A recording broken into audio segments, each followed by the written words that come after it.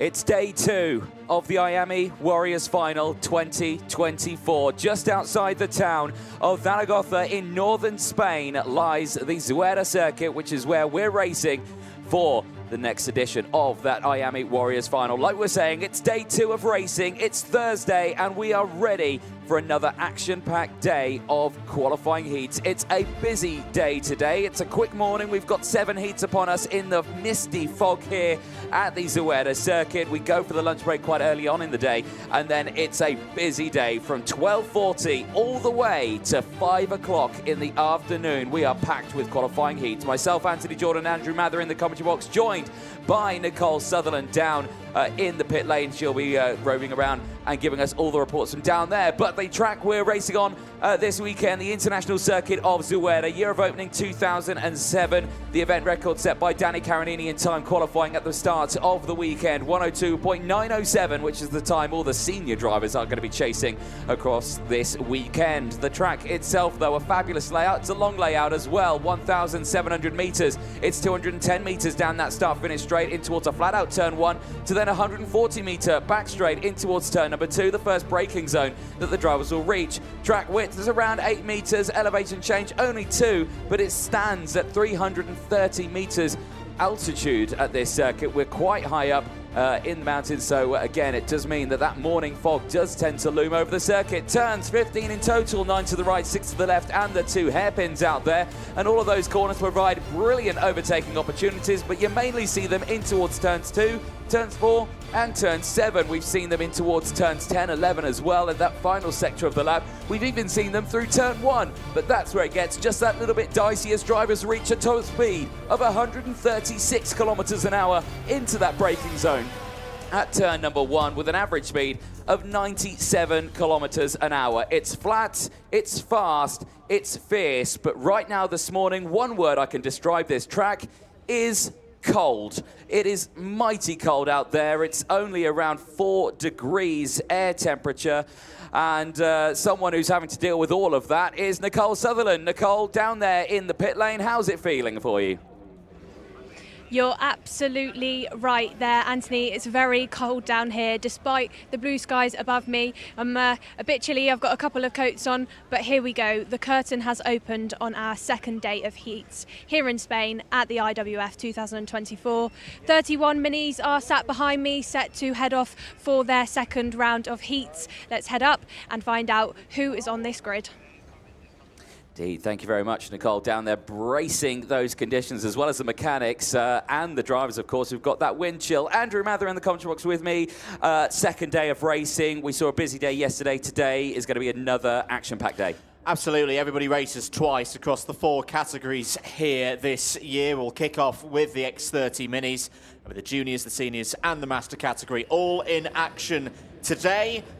The lights are green at the bottom of the pre-grid. The whistle sounds. That starts off the formation lap. For the first race of the day, it's groups C and F going off against each other in X30 Mini. It certainly is, and it's Austin Newstead and Aurelio Longatano starting this one on the front row of the grid. Pedro Campos, the only Brazilian starting on the second row. We'll have Nat Johnson Stewart for company alongside. Johnson Stewart not having the result he would have wanted yesterday. 28th place, needs a good result this morning to make sure he stays in that fight. Luca Narroway and Christian Kobe round out row number 3. They'll have Royce Vega and Tony Cachaferro on row 4. Freddie Wood had a great day yesterday in his first race, finished in P2. He'll start this race alongside Minna Cornell on row number 5. Andy Stewart and Blair Smith go from row 6. They'll have Teddy J. Porter and George House on row 7. Oscar Kenny and Alfie Davidson round up row number 8. Julian van der Kotelet and Max Cruz go from row 9. John Foley Jr. and Theo Pelfrin start on row 10. Alex Freekberg and Ava Lawrence go from row 11. Good run for Lawrence yesterday, up to 11th place.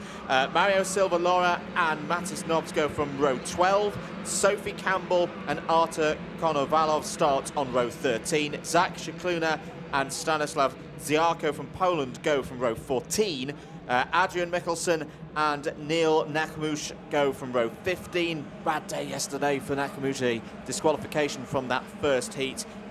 Li Yuchen completes the 31 runners in this one on row 16. And we have problems for Alexander Freekberg in the 610. So it looks like some form of technical issue, struggling to get the kart started there. Friedberg is meant to be starting 21st on the grid. This is not how Friedberg would want to start his second day of racing. No, you can see he's pressing the starter button there. It's turning over, but it's not engaging, and that is a horrible sinking feeling at the start of your second day of racing. And Mechanic is there to try and get it started, but it is just struggling. Now, it was beautifully clear when we arrived this morning. Midway through the morning warm-ups, a band of low-lying cloud came over the hill here. We're quite high up, of course. It covered the circuit.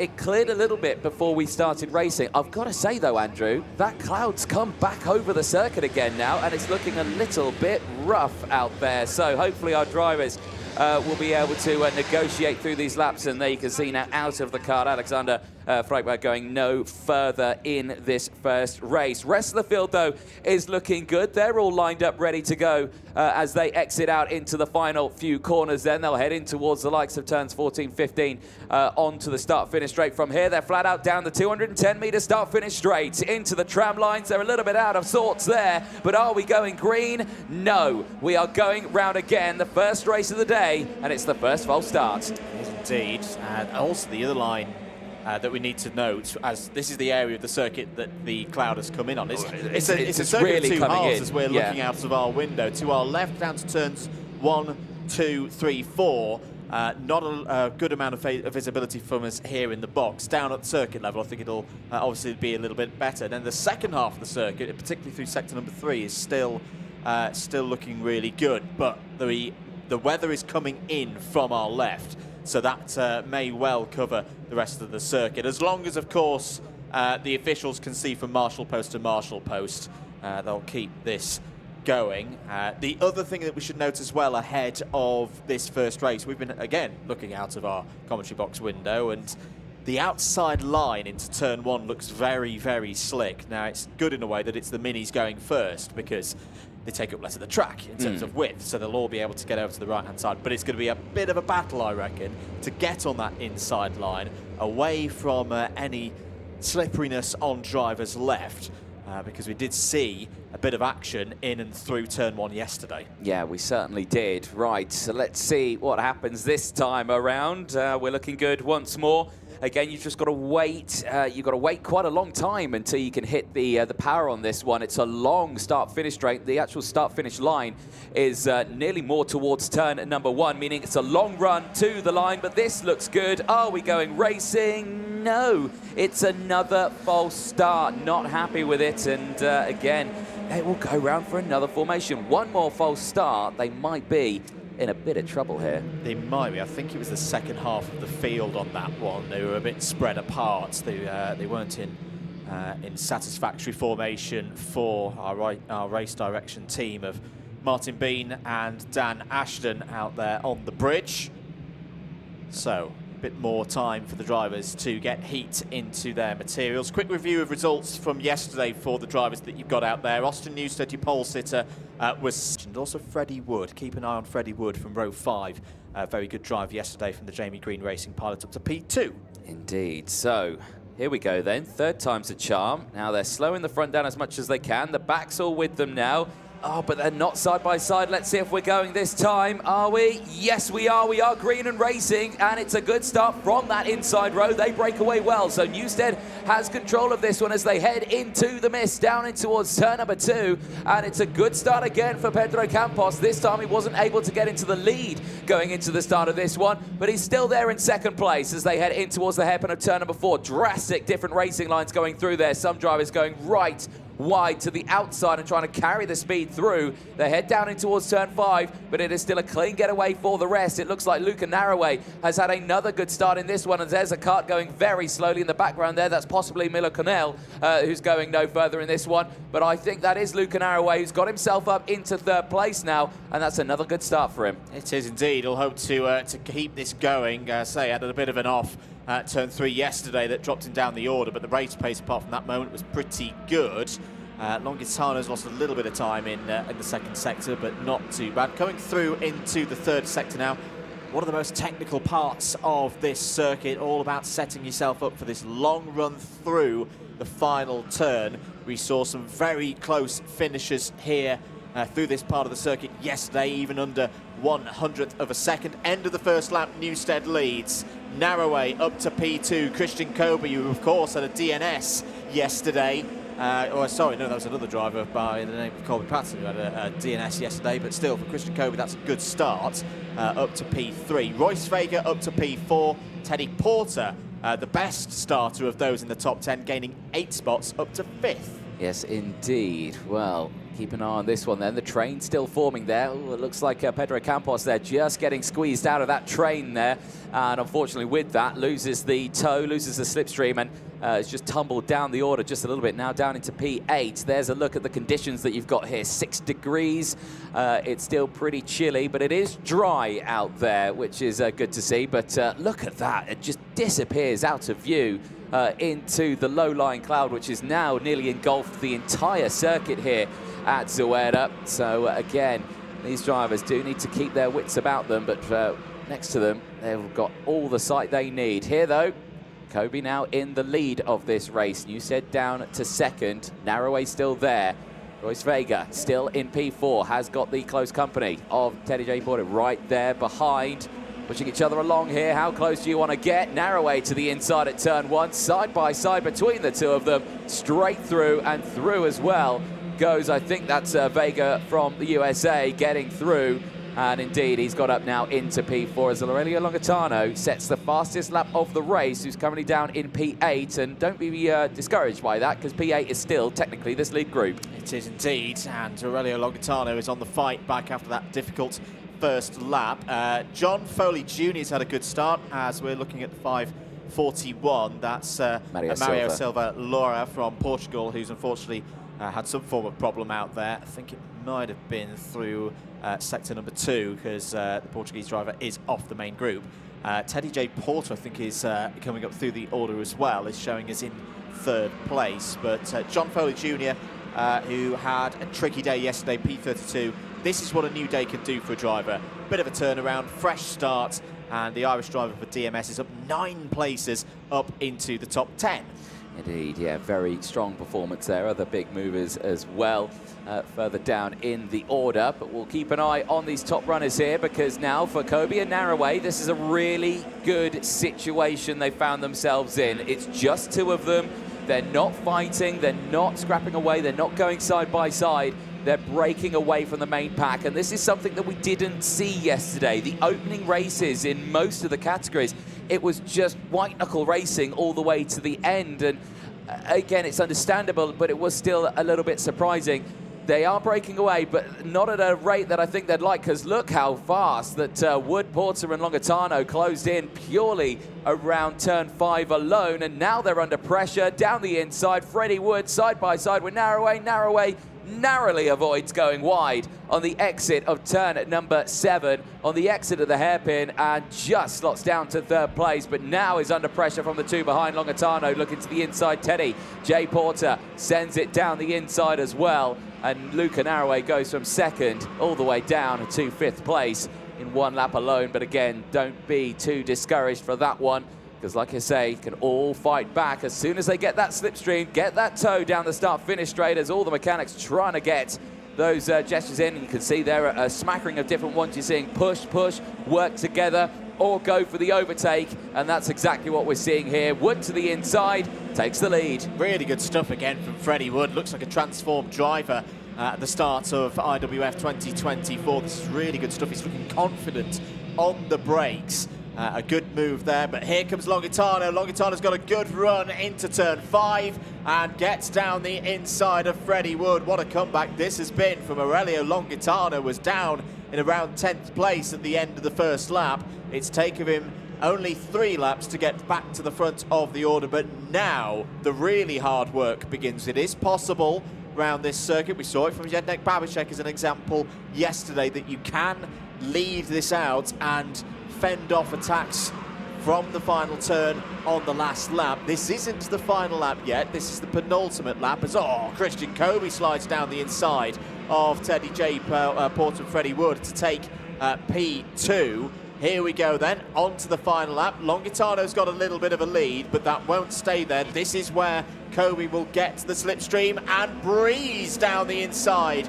of Longitano. Here we go into turn 2. Freddie Wood trying to thread the needle through the middle. Wood up to P2. In there as well is Porter and Narroway. It's these 5 clear of Royce Vega. As down the inside again. I think that is Freddie Wood who's coming through the mist. This is going to go on and on and on for this final lap. Kobe cuts to the inside. We'll have the inside line into turn 5. 3 wide through turn 5. Both of the JGR carts side by side. Longitano nicely positioned here though, Anthony. He's in P2 and will have the best shot at drafting past Kobe as we get to the end of this race. He certainly will do. Again, any one of these drivers could still win this. Spots, Julian van der Cotelet in 12th place of 5. Oscar Kenny, Andy Stewart and Pedro Campos completes the top 15. Difficult race there for Cali Kart driver from Brazil.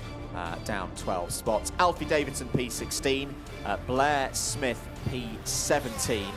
The rest of the top 20 is on our second page. We'll see that in a short moment's time. But a good race there from the X30 Minis.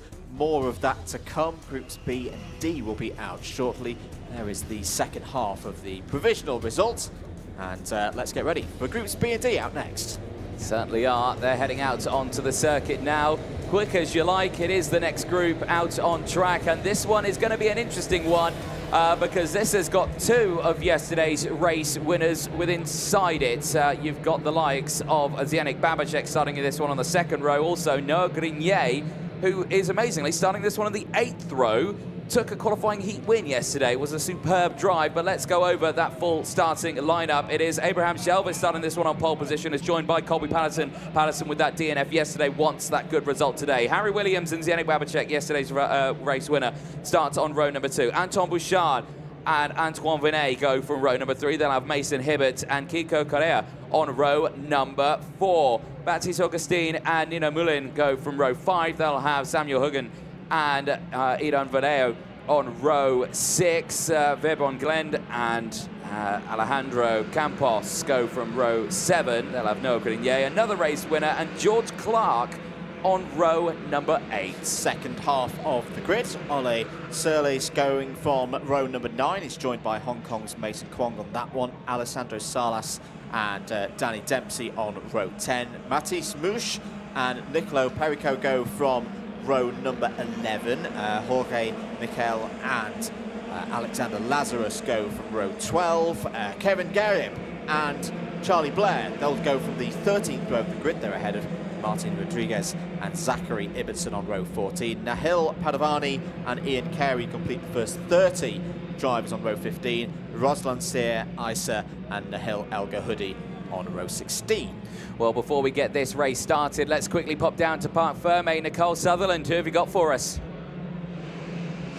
I'm just trackside then, boys. Yesterday we saw Colby Patterson had a DNF, broke down on the warming up lap. That was caused by a wiring issue, according to his mechanic. When they were trying to get to the grid, they tightened the wires up too much, and when Colby went over a bump out there on the track, the wires popped off and caused the engine to cut out. He's got some work clearly to do within this race. We'll go back over to you to see how he gets on, but that's the update on what happened yesterday. Well, thank you very much, Nicole Sutherland down there, and yeah, that's an interesting one, isn't it? So again, just those cables being just that fraction too tight, and yeah, one bump on the circuit can cause absolute disaster. So, well, luckily for Colby Patterson, I'm sure they won't make that mistake twice here, and he's got the benefit of the fact that he's starting on the front row of the grid still, so he's got that benefit. The only downside is that it's on the outside of row number 1, so he's got a little bit of work to do from there. Right, grid, it looks like it's all formed up, heading around the final corner back onto the start-finish straight. Are we going racing? First time of asking. It looks like we possibly could be. No, we're not. It's a false start. They're going around again. That is another false start in the early stages. We can't have too many of these today.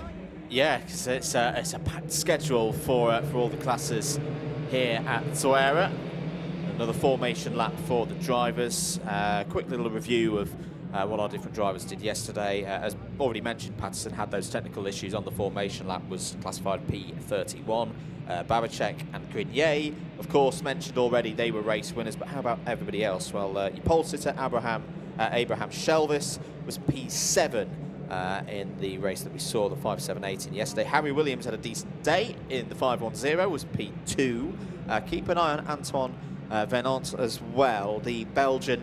The 5.67 was P4. Anton Bouchard was a part of the battle at the front of the first heat that we saw the 5.45 in, but in the end was P12. Kiko Correa, decent result yesterday, P7. Mason Hibbert, P14. Other drivers just to keep an eye on as well, who had a particularly good drive through the field. Well, Nahel El Gahudi from the very back of the field went from 32nd to 16th, so keep an eye on the 5.73 for another drive through the order. And likewise for Ian Carey, 30th to 17th yesterday. Yeah, so some big movers out there, and that is what we like to see. But, again, can that happen again today? Here we go then. Back into those last couple of corners, a little shaky on that last time around. There is still some gaps in the pack there, but looks like it's all going to close up now. This looks better. Into the tram lines, let's see. Oh, well, again, it's a bit shaky. They are racing. We are green and racing, so down and towards turn one. It's a lightning start from Colby Patterson.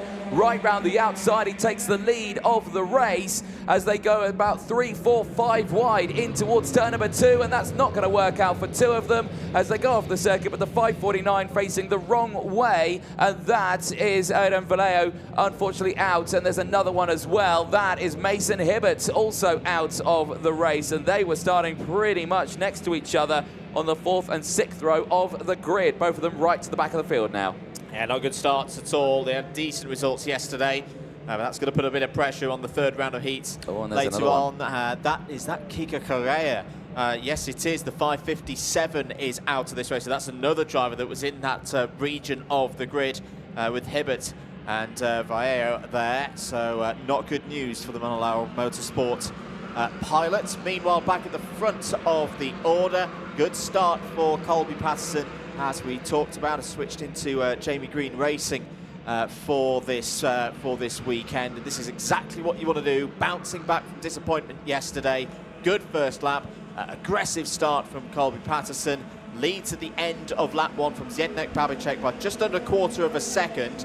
Harry Williams, P3. Great start again from Noah Grenier, up 10 spots into the top 5. Oh, that's not good news, though. Was it too good a start, Anthony Jordan? Investigation flag for the 594. I wasn't going to say anything until I saw something like that came up, but that start did look a little too good to be true there for Colby Patterson. It was well timed. I mean, he got the great run in towards turn 1, but from the side angle, it looked like he was just that little further ahead in the tram lines than the driver who was supposed to be starting on pole position, Abraham Shelvis. So again, there is going to be an investigation flag out there, but he'll say, no, it was just a really good start. I didn't do anything wrong, but of course, race control will have a million cameras looking at the start-finish line. They will be adjudicating that one. But he leads the way, though, still at the moment. He's got the close company, though, of Zdeněk Babicek, who is right there in 2nd place.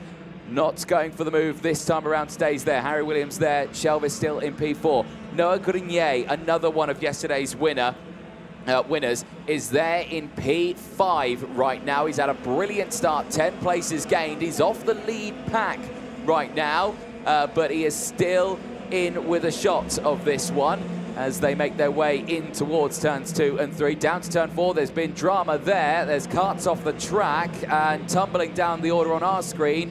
The likes of maybe Danny Dempsey and George Clark, and it looked to me like that was an OMS racing suit I saw walking away. So potentially another 2 retirements in this race. Race continuing, though. Here's a look at that start. Right, okay, so Colby Patterson is in the foreground in front of us. Yeah, he's well ahead there, and it's effectively when the lights go out, that's where they should be behind on that one. So they'll have to see where he is position-wise versus where the light situation is. If the lights have gone out, he could go, but if he's in front before the lights have gone out, that's technically a jump. Yeah, it's the same as coming out to the tram lines before those lights go out in terms of being a start infringement. We'll report on that as and when we know any more news. Just to note as well, as I say, we've had a few moments in the early stages of this race that's really shook the order up from, say, 7th place down. Grenier, we talked about, it's up 10 spots, but also in double figures of positions gained. Ole Surley, Nicolo Perico, Alexander Lazarus, Nahil El Gahoudi. Nahil El Gahoudi's up 22 places in this race, as that's Mason Hibbert out of this race. Hibbert was involved in one of the moments on lap 1, was a long way off the back of the group. I wonder if that's just been pulled in to save tyres, save materials for later on in the race. Oh dear, as that's a problem for Baptiste Augustin.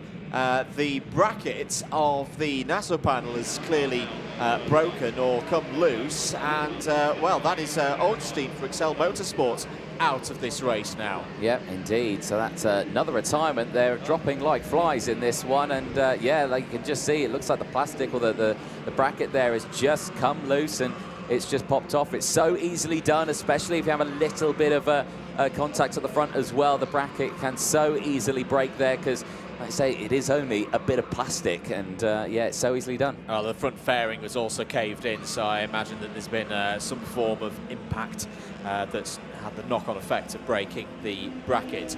Change at the front. Babicek has taken the lead on the road away from Patterson. We're on to lap number 5 now of this 6-lap heat. Harry Williams still there in the orange helmet in P3. Nahil El Gahoudi now up 24 places in this race, up to P8, going the other way, unfortunately. Aidan Valle we talked about earlier on, but Anton Bouchard, unfortunately, has lost 12 places in this one, so this is going to shake things up in terms of the intermediate classification. Ian Carey has just taken 9th place out there in the mist from Alexander Lazarus, a gain of 21 places. Getting ready towards Sector 3 here on lap number 5. It is Zdeněk Babicek still leading this race. Honest believers can just about make out the yellow helmet of the Teps Racing team driver. There's a better view of it. There's a better view of it, indeed, at the front of the order, but it's now starting to get a little bit defensive. We saw Babicek successfully make the run through the last lap yesterday in the first heat. He's got Colby Patterson on his rear bumper now. He's going to help him a little bit at this stage. Can he do it again? Can Babicek remain on 0 points? Let's head down to Nicole Sutherland in the pits. Thank you, Andrew. We've seen a few retirements within this mini race, one of which was obviously Mason Hibbert, the 548. Spoke to Mason's mechanic. The decision to retire from this race was because of the crash. There wasn't actually any technical issue. He just decided to save the tyre. Back over to you.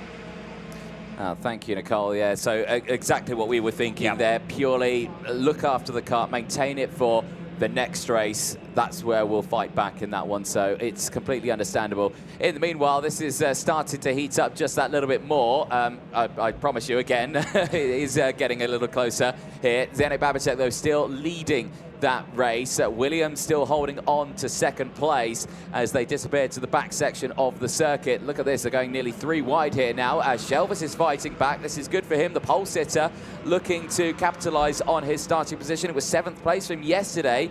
He'd like to finish with a good result on this one as they head into the final couple of corners. All going to be down to the slipstream here, but he's going to lose out on that one to Patterson, who sweeps through on the inside. Can Zdeněk Babicek hold on to the end? It's going to be 3 wide across the line, but Babicek will take it ahead of Williams. Patterson will get up into 3rd place. However, that investigation flag still looms over Colby Patterson's head in this one. Shelvis finishes in P4 ahead of Samuel Hugen. Noah Grenier finishes in P6 from Nicolo Perico, who gained 15 places in that one to finish P7. Ian Carey, 22 places gained to finish P8. Nahil El Gahoudi, 23 places gained to finish in P9.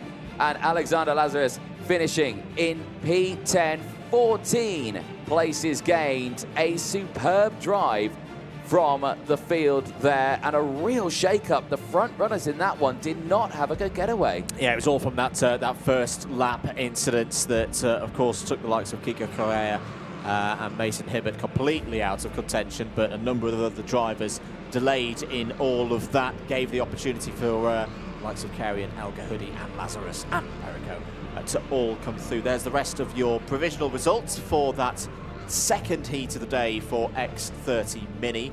Groups B and D will be back out again later on, of course, not against each other. They've done that bit of the round robin. B will be up against Group F at 1:55 local time, and Group D will be back out against Group A at 2:25. Here's the highlights from that race, and well, the start was a little bit interesting for some of those front runners. This is what really brought the back runners into play here. One false start. This was the second go around. And there you can see going down in towards turn number 2. Front is all good. Then you have to just look back in that sort of row number 4 area. Mason, Hibbert, Kiko Carrera, and Eden Vallejo as well, all just getting caught out right at the start of that one. That was enough to really shake up those front runners there. Later, Mason Hibbert retiring. We got to catch up with Nicole Sutherland saying that yes, that is just going to be because they want to maintain it for later on there as well. Baptiste Augustine coming in effectively. That's his bonnet on his kart has just gone up, and now he can't see anything. The NASA panel, just the bracket, you can see the big hole there in the plastic just breaking away. And then across the line, very, very close, but Yannick Babacek taking another qualifying heat win. Matches that win from earlier on. He's 2 for 2, 0 points to his name. It's down to Mathis Brageau in this next one to see if he can join Zdeněk Babacek on that top spot with 0 points to his name. Yeah, absolutely. Puts a little bit of pressure on Brageau for this next race, and there's some strong drivers in this next race, which will be Groups A and E facing off together. There you can see them all in the pre-grid area, and on the left-hand side of your screen, we'll have a look at the schedule for the rest of today. Juniors coming up after this, then the second qualifying heat of X30 Master will be the last heat before the lunch break. Then we welcome the seniors back out for the start of a very busy afternoon of racing. 2 rounds of heats for the seniors. The minis will be back out again just before 2 o'clock local time. The juniors will also be out later on in the day. I say everybody races twice across the course of today's races. So it's senior, then mini, then back to senior at 2:45 for another 4 heats from then.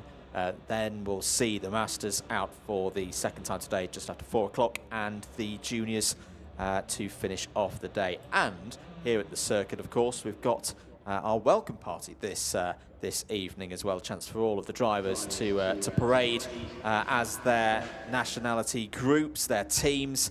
Really looking forward to that one. Yes, number 1 in his hand there. I'm sure he was a bit shocked about that one. A close fight to the end of it, but there you can see trying to get those hands warmed up, because when you're just standing around in the pre-grid area, it's cold. You then go out on circuit, and it's a cold, you get the wind chill. Nicole Sutherland, you're down there. How cold are Zdeněk Babacek's hands? I will ask him for you, Anthony. Denny, how cold is it out there? Very cold. I'm freezing.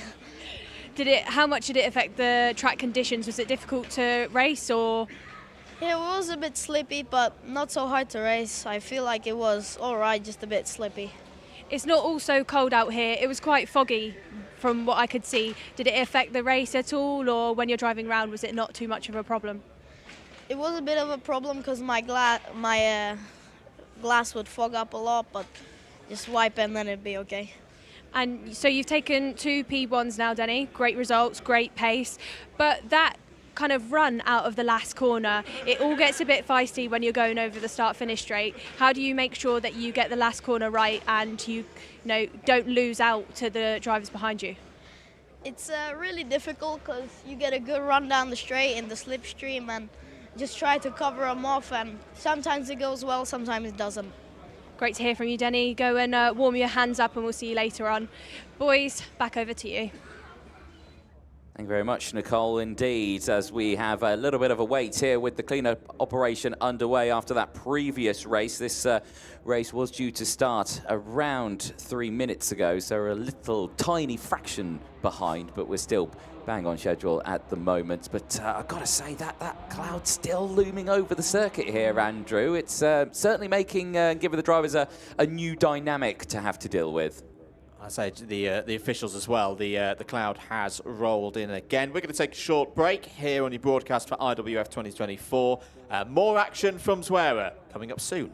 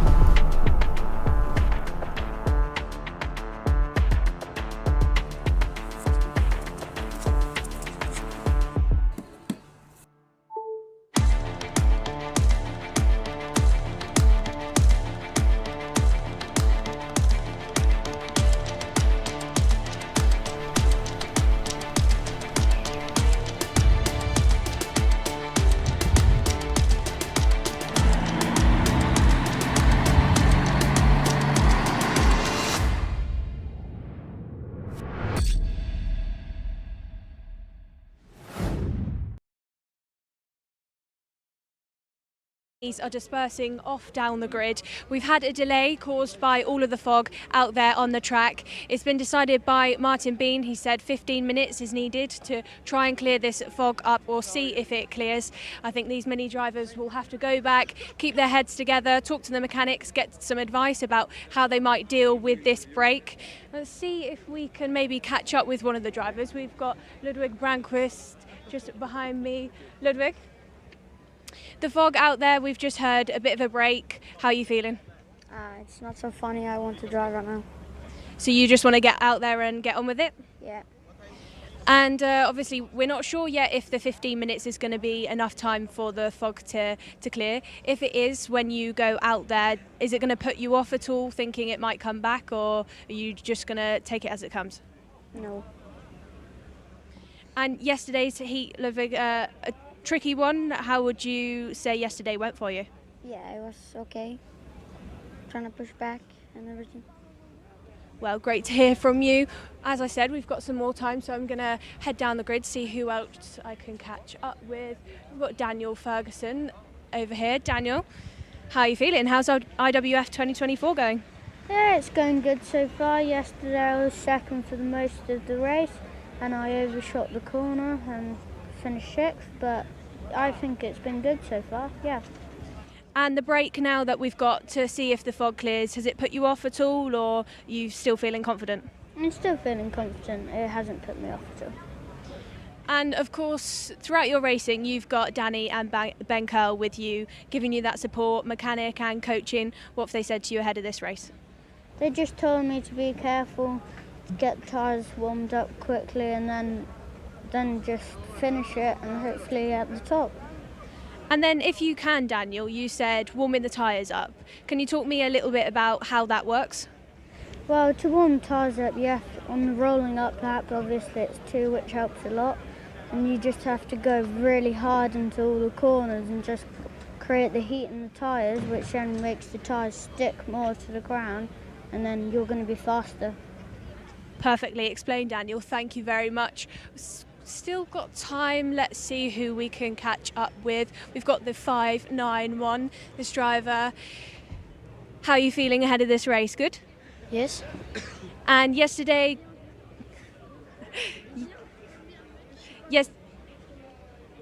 yesterday, good day for you? Yes. Great to hear from you. We'll keep heading down. Drivers, who've we got? Me. Well, yesterday it was a very difficult heat. I spun, but I at least could save it. And today I'm here around the outside. Let's see how to the first corner. And I don't know how it's going to go. And we've got some fog out there. You know, we've had the delay. We had a bit of fog earlier on in practice. What was the track like? I mean, it was like, it wasn't like now, but I mean, it was a little bit misty, but it was good. Now we're gonna wait a little bit to see how it's gonna go. And in every mini race so far, we've pretty much seen fights to the line. You drivers like to come out of that last corner and really push each other to the start-finish straight. What's the mini grid like? How tough is it? I mean, like, everybody is anxious to full throttle of the last corner, but we actually need to wait till the last, like, the yellow line to, like, have a good start, because otherwise it's gonna be, like, unfair and we might bump, like, so that's why. Well, great to hear from you. That's enough from our mini drivers during this break. We'll head back up into the box to see what Anthony and Andrew are saying at the minute. Well, honestly, we're not saying too much. Not saying or seeing a lot. No, we can't see much either. Yeah, that rolling fog that's come over, the low-lying cloud here at the Zuera circuit has certainly, well, put a certain stop to things here, hasn't it? And it's not getting any better at the moment. It's still kind of the same right now. The sun is doing its best to try and burn through. It's slowly getting better, but those 15 minutes are going to be very vital. I was wondering, how are we going to try and clear this fog in 15 minutes? Have we got leaf blowers out there? Yeah, if everyone flaps their arms around? Some star jumps. Everyone does some star jumps. Flowing. Yeah, exactly. It can change very quickly, though. We've seen it go back and forth already this morning through the warm-ups a couple of times. And the sun, I'm going to be positive here, the sun is definitely a bit brighter in terms of coming through. So hopefully that this fog is going to clear in the next few minutes. But to be clear, it is, of course, a safety issue. That's why we've got this delay. I think we can head down back again, though, to Nicole Sutherland. Thank you very much, Anthony. And with race director Martin Bean. Martin, 15-minute delay for the fog. Can you tell me about the decision? Well, the decision was an easy one to make. The visibility was getting worse, and unfortunately, it's not safe to let them out, and I'm not prepared to put anybody at risk. So for me, it was an easy decision to make. Yeah. Absolutely, obviously driver safety comes first. So the delay, we've got a 15-minute break. Do you then reassess at the end of that? Yeah, obviously the sun's going to get coming out now. The mist will lift, and hopefully we can get going. We'll lose maybe 15-20 minutes. We'll have a lunch break, and hopefully we'll catch up. But safety comes first all the time. Absolutely. And the racing so far that we've seen, Martin, as race director, you know, you're the man that sees all of it. You overlook everything that goes on out there on track. What have you thought so far? Yesterday was really good. I was really impressed with the standard of driving. And this morning, considering that the minis were the youngest category out there, they handled themselves very professionally out there in the conditions, which were getting worse. And they did a tremendous job for the first two sessions. But they just got too bad, and it has to be suspended. Thanks very much, Martin. Great to hear from you. Great insight. Boys, we'll go back up to you then momentarily to hear a bit more about what you thought about yesterday. Well, yesterday, one, I can say we could see a lot more. Two, yeah, not wrong. Racing was pretty good. It was action-packed, wasn't it? And that surprised me quite a lot about the first qualifying heats this weekend. We were thinking they were going to be a little bit more controlled, a little bit more calm. But no, we didn't see that. They were frantic all the way to the end. There was a lot of action, but I don't think they ever really stepped over the mark. No. You know, that can sometimes be the worry at the start of a global competition like this, a one-off competition. Everyone's very eager to go. You know, lots of energy, but not too much. They didn't take it too far. Of course, it's a long program as well. I think as the heats go on, the stakes start to rise a bit. That's when it can get a little bit tetchy out there on circuit. But no, this is a high-quality field. This is an IWF. You know, the 2024 edition, we've got the best X30 drivers on the whole planet here in northern Spain, and they've conducted themselves very well. Yeah, you're going to occasionally have the odd moment here and there. That's part of the sport. That's part of kart racing. But no, it's been good so far. If you're just joining us, you're watching live coverage of the IAME Warrior Final for 2024, second day of heats here at Zuera in northern Spain. We're currently under red flag conditions due to a load of fog that's rolled in, and I think we can head down once again for another little chat with Nicole Sutherland. Another chat indeed, this time with Dan Ashton. Dan, first RGMMC event and first IWF for you. Can you tell me a bit about your role and how this weekend's going so far? Yep, so I'm assisting Martin, I'm as Deputy Race Director. First meeting with RGMMC and obviously the IWF, absolute honour to be here. Obviously the track conditions at the moment aren't ideal, but some great racing so far, and hopefully some more of the same of the weekend. We've got close to 400 drivers here this weekend, which is an astonishing number of people. Can you tell me about how you manage how much goes on out there on track? There's only ever so many karts on the track all at once. Obviously 400 drivers is fantastic for an event, it's superb. It's difficult, but yeah, there's only ever 36 karts on the track to manage. And with Martin, working alongside with Martin, yeah, it's difficult, but it's good. And this is a really fast and flowing circuit, but it's also a very long circuit. Does that influence how much goes on out there? Have you seen any patterns in kind of incidents or the way people are racing? Not so much, no. It is certainly it's a very fast track. It's a good track. I like this track. What, you say good. What, in your mind, what makes it a good track? Everybody has their version of good tracks. It's fast. It's quite technical as well. Going into turn 3 with the hairpin is certainly tricky for the drivers, but they've managed it so far. Yeah, fast, flowing, technical is always my top of my list. Great to hear from you, Dan. Fast, flowing and technical. We'll go back over then to Andrew in the box. Let's hear some more from you boys. Thank you very much, Nicole. Thank you very much to Dan Ashton as well. Great to have him here in Spain. Good news. Although saying that, this again is how quickly it can change. About 20 seconds ago, it's like, aha, Marshall Post 4 is back from our view here in the box. But again, it's a little bit of mist has just rolled in. It's definitely got better compared to when we started with that little chat down with Nicole and Dan Ashton. But still probably in this state from our position. We're obviously a little bit higher up in the comms box. We're not down on ground level. That's the most important view. It's probably been still about the same as we had at the end of the previous X30 mini race. Yeah, indeed. Well, we're going to take a short break once again. Don't go anywhere. Hopefully in a few moments' time, we'll be back with Mini X30 qualifying heat A versus E.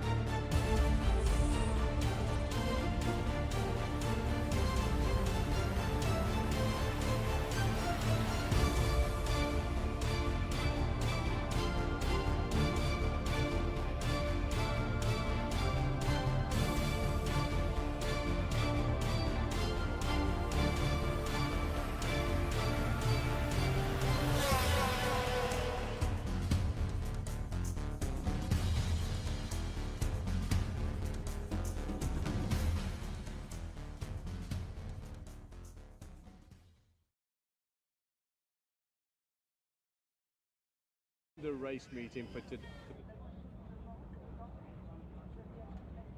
But watch this space, because if it picks up, we could be going in the next 5 minutes. We'll put a message out on the tannoy system. I'll try and get it on the live streaming and the WhatsApp group. So as soon as I know anything of when we're going to go, we'll give you time to get to the grid, obviously. Notice that you need to be back here. So by all means, you can take the carts back. Keep an eye on the tannoys and the messages. You can leave them here if you want, but that's up to you. It's your risk. Thank you, guys. Thank you very much.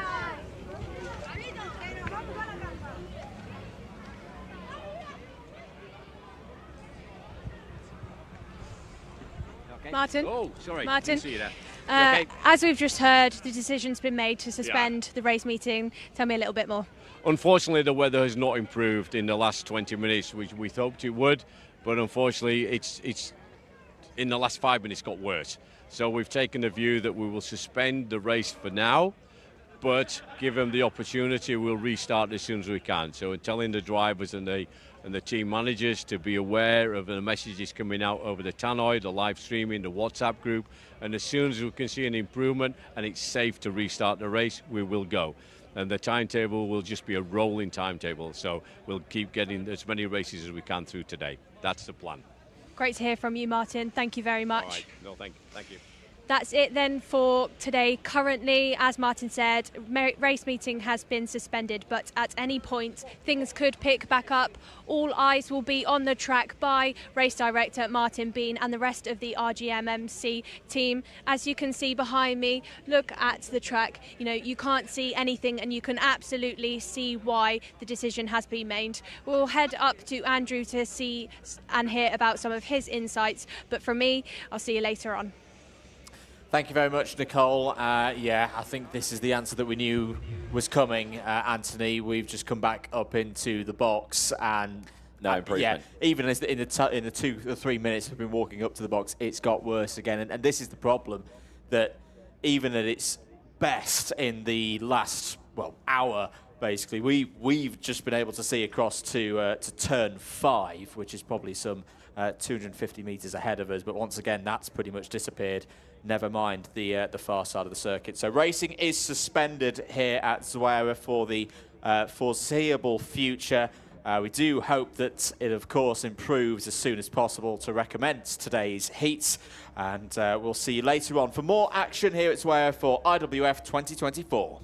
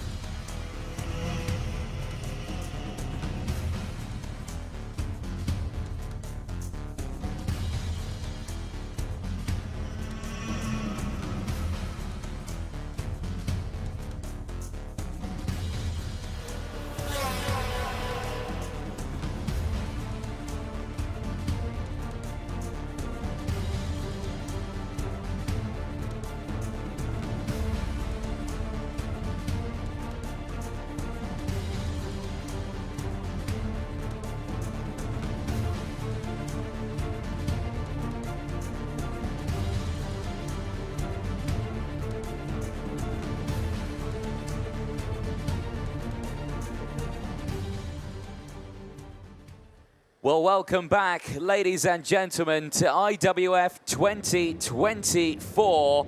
After quite a lengthy pause due to the bad weather here at the circuit, as you can see, engines have fired up and we're back with racing. Mini X30 qualifying heat A versus E is now on track and ready to go racing. The threat of fog is still very much in the air as it surrounds the circuit, but it's the clearest it's been. So let's quickly fire you through this first starting lineup for what is only the third race of the day. Ludwig Grandquist and Mathis Brageau starting on row number 1. Manu Nuvolini and Lucas de Leon go from row number 2. Daniel Ferguson and Alvaro Perillo go from row 3. They'll have Ivan Gonzalez and Milan Baku on row 4. Novola Morales and Harley Musk on row 5. They'll have Jarlis Sayer and Ben McLaughlin on row number 6. Adrian Jimenez and Aaron Buffer round out row number 7. They'll have Bruno Grieling and Achilles Peruzzi on row number 8. Alexandra Point and Marcus Egenhasen start on row 9. Luca Pavel and Lucas Lufschuss go from row 10. Giuseppe Montanari and Luis Partenotte start on row 11. Ruben Perez and Guillermo Morgado are next up on row 12. The remaining drivers, Simon Carasas, Emilio de Cordova, Pablo Segura, Anes Orellana, Alex Riley, Sami Elias, Ben Eiton and Jenny Nordvang. Round the final turn into the tram lines. One formation lap. The lights are red, the green. We're racing once again at Zwera after the fog delay, and it's a very good start for Ludwig Grandquist. The Swede takes the lead into turn 1, but is immediately under a challenge there from the 540 of Manu Nuvolini, one of the top drivers from the French Championship. Good start, though, for all of our minis. They've been waiting very patiently for a long time, Anthony, and I think all of them have got through the first sector. Yep, they certainly have, but look at the breakaway already at the front here. A big start change from races earlier on today and yesterday, of course, for the Mini X30 category. They can still see the fog is still a little bit of an issue right now, but it is the clearest it has been for these drivers into the hairpin for the first time. And you can see there a brilliant getaway. Manu Nuvolini holding the front of the field right now and has broken away with Ludwig Grandquist, but they are going to be under pressure from the drivers behind. They are in a danger zone here of them being quicker behind, but we'll have to see what happens when this race progresses and when they get back onto that start-finish straight to see who will get that slipstream opportunity. Out of turn 15, back onto the 210-meter start-finish straight, and let's see how they line up. It is the Manu Nuvolini who leads the way. Ludwig Grandquist from Alvaro Perillo there in third place. Jarlis Sayers had a brilliant start, 7 positions gained. He's up into P4. From Daniel Ferguson. Novola Morales is there in P6 from Adrian Jimenez in 7th place. Ivan Gonzalez has dropped to 8th, but is still inside that top 10. Milan Baku and Ben McLaughlin round out the top 10 right now. But look at this, it's nice and calm for the top 4 right now as Manu Nuvolini just continues to try and break away from the rest of the field here. Does indeed. Good start for Jarlis Sayer there, up 7 places to 4th place, going in the opposite direction. The driver who started on the front row on the outside, Mathis Brageau, a race win yesterday. Well, at the moment, Brageau is down in P12.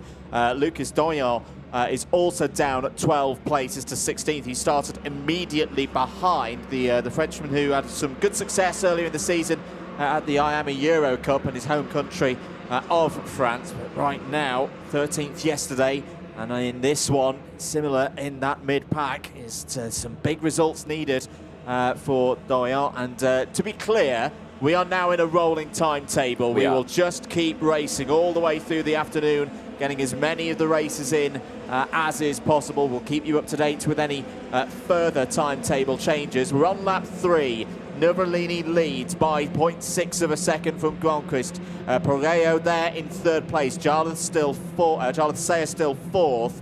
Ivan Gonzalez has had a decent middle phase of this race. Anthony up another spot, just got past Novola Morales for 5th place. Indeed, yeah, and this is a very interesting situation we've got here. This is the most open we've seen a front situation battle be. You've got the top 4 that have broken away from the rest. You've got the second group of 4 as well, which is being led from Ivan Gonzalez, Novola Morales, Adrian Jimenez and Daniel Ferguson.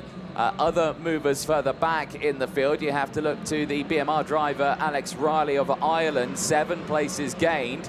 He is up into 22nd place and is having a very good run right now. But eyes focused on these front runners because, like we're saying, the top 7, 8, they are all gainers of positions in this race. So they're having a very, very good start. On to lap number 4 then of 6. And now Jarlath Sayer finds himself in a little bit of a predicament here because he has lost the toe from the 3 up ahead, and he is in danger. If he can't close up in this infield sector, he will fall back into the clutches of Ivan Gonzalez, who sits there in P5. So he needs to try and find some waft in this infield section, but right now it looks comfortable. Manu Nuvolini then at the front, still holding off Ludwig Granqvist. Barrio still in 3rd place as the 3 of them head through. I'm going to constantly keep an eye on these conditions that we've got out there, and I've got to say at the moment it's still looking pretty good out there. Best conditions we've seen all morning, and this is very, very good for the day's schedule ahead. Is indeed. We're into the second half of this one. Nuvolini continues to lead. There's a bit of a truce at the moment across these top 3 because they are very much aware that Jarlath Sayer sat there in 4th place. Very strong season for Sayer. Runner-up, of course, in the IAME Euro Series. So knows this track well from that 4-round championship. We're on to lap number 5 now. What's the pace looking like across these top 3? 1 minute 11.5s for all of them to the nearest 10th of a second. Braggio's starting to recover a little bit as well, Anthony. Looking further down the order, Braggio back up to P7 as Lucas Doyon is also trying to come back through, up to 14th. No changes in the top 20. Got to say with these minis, harking back to what Martin Bean was saying, our race director, very impressed with just how calm the drivers are looking. They've waited quite a while. You know, they would be forgiven for getting a bit overexcited having got out on track, but this has been a cool, calm and collected race from everybody out there. It's about to heat up a little bit though, into sector 3 on this penultimate lap of the race. Nuvolini's still leading. Gronqvist hasn't made the move yet, very experienced at this level. He knows there's going to be opportunities here as we go on to the final lap. Yep, certainly so. Are we going to see a challenge here from Pereira, though? They're in 3rd place. This time around, not going for the move. Just looked like he was tucking in there. Right then, on to the start-finish straight. Last lap board is out to the field, and it's a 3-cut breakaway then. Nuvolini, Granqvist and Pereira, they're 1, 2, 3 right now in towards turn number 2. This time around, no changes between them. They stay the same into hairpin number 4, or into turn number 4, I should say, and still no changes there. Now, Pereira's got the fastest lap of the race. That is a sign that he may have the top pace here, as he's going to try and push himself along right now. But Jarlath Sayer, unfortunately, is just not going to be part of this top 3. He's just unfortunately dropped back, and that's as soon as you lose that toe, it's so easily done. Here we go, down the inside, Pereira attacks Granqvist, gets it done. That releases Manu Nuvolini. I think that secured it. Yeah, that was a good move from Pereira to get up to 2nd place, but I think that's going to be it. They're going to fight now, Pereira and Gronqvist, for that 2nd place. Manu Nuvolini can take a big step forward to get himself up the order. Was 10th yesterday in his first heat. He's going to be P1 in this one. Round the final turn, it's going to be a win for 2N Racing and France. After the fog delay, he's going to be close on the line for P2 as well, but Pereira holds on. Gronqvist repeats the 3rd place from yesterday. Jarlath Sayer and Mattis Braggio come home in the top 5. Good race there from Manu Nuvolini, the French champion this year in X30 Mini. Starting to get a bit of momentum going. Yep, certainly is. That is a good restart then of the day. And like you say, bang on what you were saying earlier on, there was a concern that, yeah, they've had a big break now. They were a bit overexcited to get out there, and we were thinking it was going to go a bit wrong, but no such thing. These drivers cool, calm, collected, as you said, Andrew, and that was a very, very nice race for the top runners there. Strong performance from Manu Nuvolini as well there. Really good to just kind of get through that top section of the field. The 10th place earlier on, now getting replaced with a win. exactly what you need, and for Manu Nuvolini, helps out a little bit in those points, but will remain with the 10 points to the name. And of course, we'll have to fight back a little bit more later on today, as much as we possibly can, because of course, like we were saying as well, rolling timetable, it's just going to keep going as much as we can. We are not going to stop now until we literally can't go any more, as there's the results there on your screen at the end of the first race back after the pretty lengthy delay due to fog. Qualifying heat A&E for Mini is done, and some of the biggest movers in that one, well, you've got to look back to 19th place. I called it earlier on. Alex Riley from Ireland, 10 places gained, biggest mover. Yeah, not bad drive there from Alex Riley. What that means, that result at the end of round 2, is we have one driver remaining on 0 points. That is Czechia's Zdeněk Babicek, Christian Kobe P2 on 3 points, Longitano and Williams tied for 3rd on 4. Matis Bragio drops to 5th at the end of round 2 in the intermediate classification, leading a trio of drivers on 5 points, including Wood and Grenier. Ludwig Gronquist completes the top 8 on 6 points. Very short highlights before we move to the next race, which will be the first appearance of the day for X30 Junior. This was the race start. This was the move from Nuvolini down the inside of Gronquist. Gronquist initially holding on to that first position. Near moment there for Morales in the middle of the pack. This was Nuvolini down the inside, a lovely move ahead of Gronquist, and Anthony didn't really look back from there. No, he really didn't. He kind of just stayed focused, worked on ahead. That was the second place change on that final lap. That kind of secured it there for Pareo, but Gronquist holding on to that 3rd place, but Manu Nuvolini taking that first win of the weekend, securing then, like you were saying, Zdeněk Babicek, the only driver with those 0 points. But now we turn our attention to the juniors. Junior X30 out for their first race of the day, but their 3rd race of the weekend. It is qualifying heat B versus F. Let's quickly fire through that full starting lineup, because they're making their way to the line now. Daniel Motor, Aston Sharp on row number 1. Arthur Didonka and Harrison Mackie on row number 2. Jörg Rana and Samuel Woolley on row 3. Then you've got Lucas Bonhomme and Matteo Mellis on row 4. Rock Pinheiro and Alex Jonalet on row number 5. Dan Alaman and Alex Martinez on row 6. Then it's Bing Van Schindel and Jose Bautista on row 7. Emilio Bernd and Zach Green on row number 8, with Raul Martinez and Joey Misford on row number 9. Didier Kreeft and Vanessa Schilkenator up next on row 10. Maxime Prudhomme and Gustavo Vargas on 11. Mikhail Kari and Leonidas Peruzzi on row 12. Lias Ebersbubler and Kaiden Higgins on row 13. Row 14, Rafael Kamal and Nordic Cup champion Joachim Askland. Are we good for a go? I think we're going to go round again, which is good news for us here in the box, because we can calmly take you through the last 4 rows of the grid. Yes. Row 15, Gianna Angerman, who raced really well yesterday, up to 16th place in her second heat. She's alongside Max Alert for the 15th row of the grid. Michaela Hart and Jan Rodriguez go from row 16. Gilles Herman will need a big run here. 21st and 23rd yesterday for the Belgian. Starts this one on row 17. Daniil Sear Isa alongside on that row. It's 35 karts in total, 35 drivers completed by Norway's Adrian Gjerde.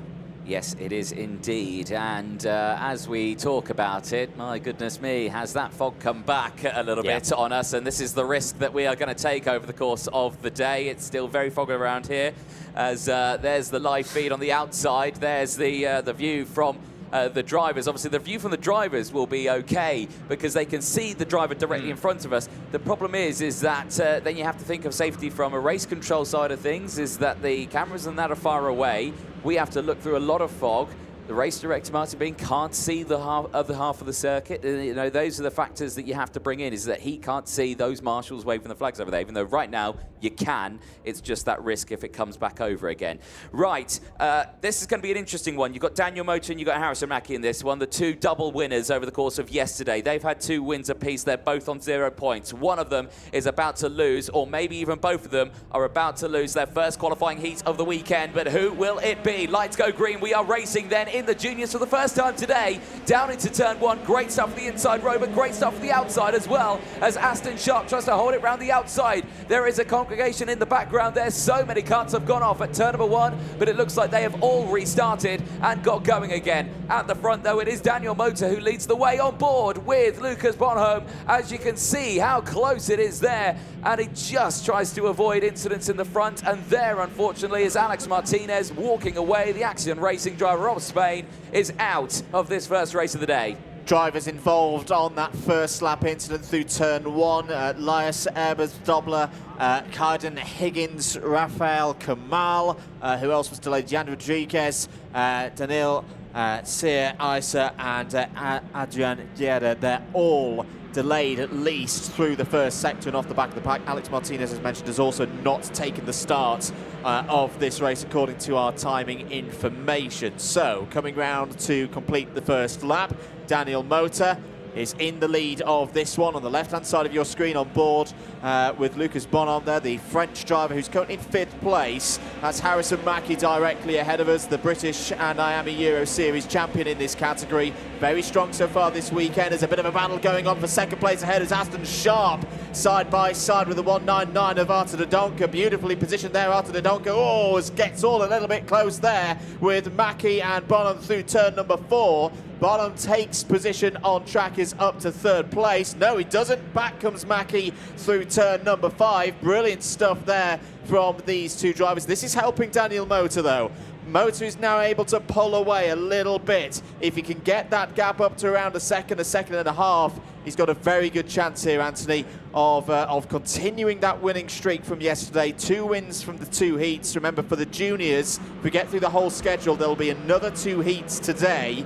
This is very in the balance at the moment. It's Motor from the Donker, Mackie, then Bonham. Yep, it certainly is there, and a beautiful look there of the lap here around the Zuera circuit, one of the longest circuits on the calendar, 1.7 kilometre race distance. It's 210 metres down that start-finish straight, as we see there. The mechanics just keeping an eye on the drivers, but Motor has not broken away here. Arthur de Donker is right there on that rear bumper as they head in towards turn 2 now. He has not found a way past just yet, but he is certainly keeping that pressure on, and Mackie again over that start-finish straight has managed to close in just here, and he's making it a group of 4 now off the track and going backwards. That's Yana Ajman. Unfortunately, the driver from Saudi Arabia had a brilliant second race yesterday, came through the field and finished P13 after starting the race P29. This time around, unfortunately, will not have a good result, so that is a big shame for her. But still having a very strong performance this weekend. Eyes back on this top 4 though, and still we're yet to see a change, but now we're going to see one. Mackie down the inside, he's going to get through. De Donker just slams the door closed, and Bonhomme cannot get past as well. This is an important race as well for Bonhomme, because he, of course, had that retirement at the start of the weekend in that first qualifying heat. He needs these good results. He got the good result in the second one here as Mackie goes down the inside. In fact, he was a little bit gifted the move down the inside there, as he saw his helmet go backwards there from De Donker behind. But now they're all going through, and Mackie now leads the way. So this is going to be the challenge now for these lead drivers. By this stage of the race yesterday, in both of his heats, Harrison Mackie already had full control. I wouldn't say he's got full control yet, but if the chasing pack don't keep themselves organised, such as the tenacity and efficiency as Aston Sharp goes down the inside there for Mick Barrett Racing into 4th place, Harrison Mackie could take this race away from his competitors very, very quickly based on the form that we've seen so far this week. They're keeping a good line astern at the moment. They'll get a good tow off the back of Harrison Mackie here, but this is where we saw the pace and the work that Fusion Motorsport have put in to this number 1 kart really, really shine. Harrison Mackie has looked very quick in the speed traps, even without a tow. 116.7 kilometers an hour down into turn 1. That's not quite as quick as we saw yesterday. He was up in the 117s, maybe the 118s, so that's something that we'll keep an eye on. As here goes Motor having a look down the inside of De Donker. Beautiful block pass. Aston Sharp's going to have a go as well. Will be on the outside of De Donker for the next turn and has to relinquish the position. In again comes Bonham, and Matteo Mellis for TB Kart is also on the scene now in the number 87. But look, all of this scrapping. It's great fun, but Harrison Mackie is starting to break away as again Sharp attacks down the inside, gains one and loses one. Bonham gains two out of all of that, as once again a little bit of the fog continues to come in. The trouble for Daniel Motor now is he's broken away from this pack, but chasing across to the gap to a driver in the form such as Harrison Mackie, that is a very tall prospect. It certainly is, and this is a very difficult situation. It's all going to be down to who's got the better pace between the two of them, and Mackie on that last lap went purple in sector 1, and on that last lap went 0.3 faster than Daniel Motor, but you've got to give him credit where it's due. He did have to fight through that, and he only lost a couple of tenths on it. Let's see what the pace is like on this lap with both of them with clear air. Sharp back down the inside, gets through up into third place. Bonham down to P4 now as we go live on board behind Ashton Sharp. Sweeps to the outside. He's going to try and get the switch back. That's not going to work here at turn 5. It's such a long corner, and you can see the understeer that kicked in there, and a little bit of contact in the back. Checks over the shoulder, and you can see just that little counter steer moment there has lost him so much time. Sector 1 as well in that last lap. Guess who's faster? It's Daniel Motor. Yeah, Daniel Motor is not giving this one up. Has taken a tenth or so out of Mackie so far through these first two sectors. So interested to see with Lucas Bonham there. We noted it yesterday, just how hard the drivers are having to work the front axles. It is very cold here. This is not the height of summer. We are nearing December, of course. The air temperature has gone up to 11 degrees as there's a little squabble here for third place between Sharp and Bonham. Sharp's going to defend to the inside. Bonham's going to try the switch back to Donker. Well, that was a little bit unorthodox. Nearly worked. Matteo Mellis gains out of all of that and takes two positions. I think Dodonka was a little bit surprised by the movements into turn 2 there. Had to take a huge chunk of curb, but look at this. Look at this, okay.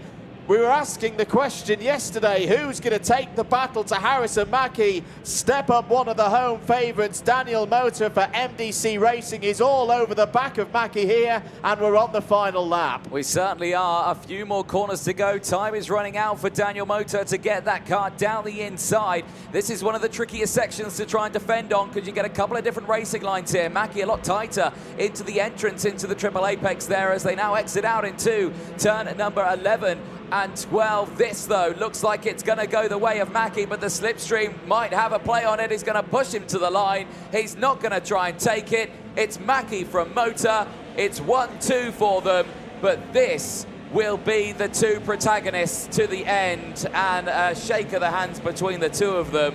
I think we found our two drivers here. Yeah, good to see. Good sportsmanship there between Mackie and Motor. This was the moment for Bonham now. Can we see what the cause of that slide was? Ooh, yes, I think it was Matteo Mellis having a little nibble on the rear left there with a bit of a slide at the same time for Lucas Bonham. But Mackie continues to lead in X30 Junior. That is a key win. That means he's the only driver remaining on 0 points. 3 wins from 3.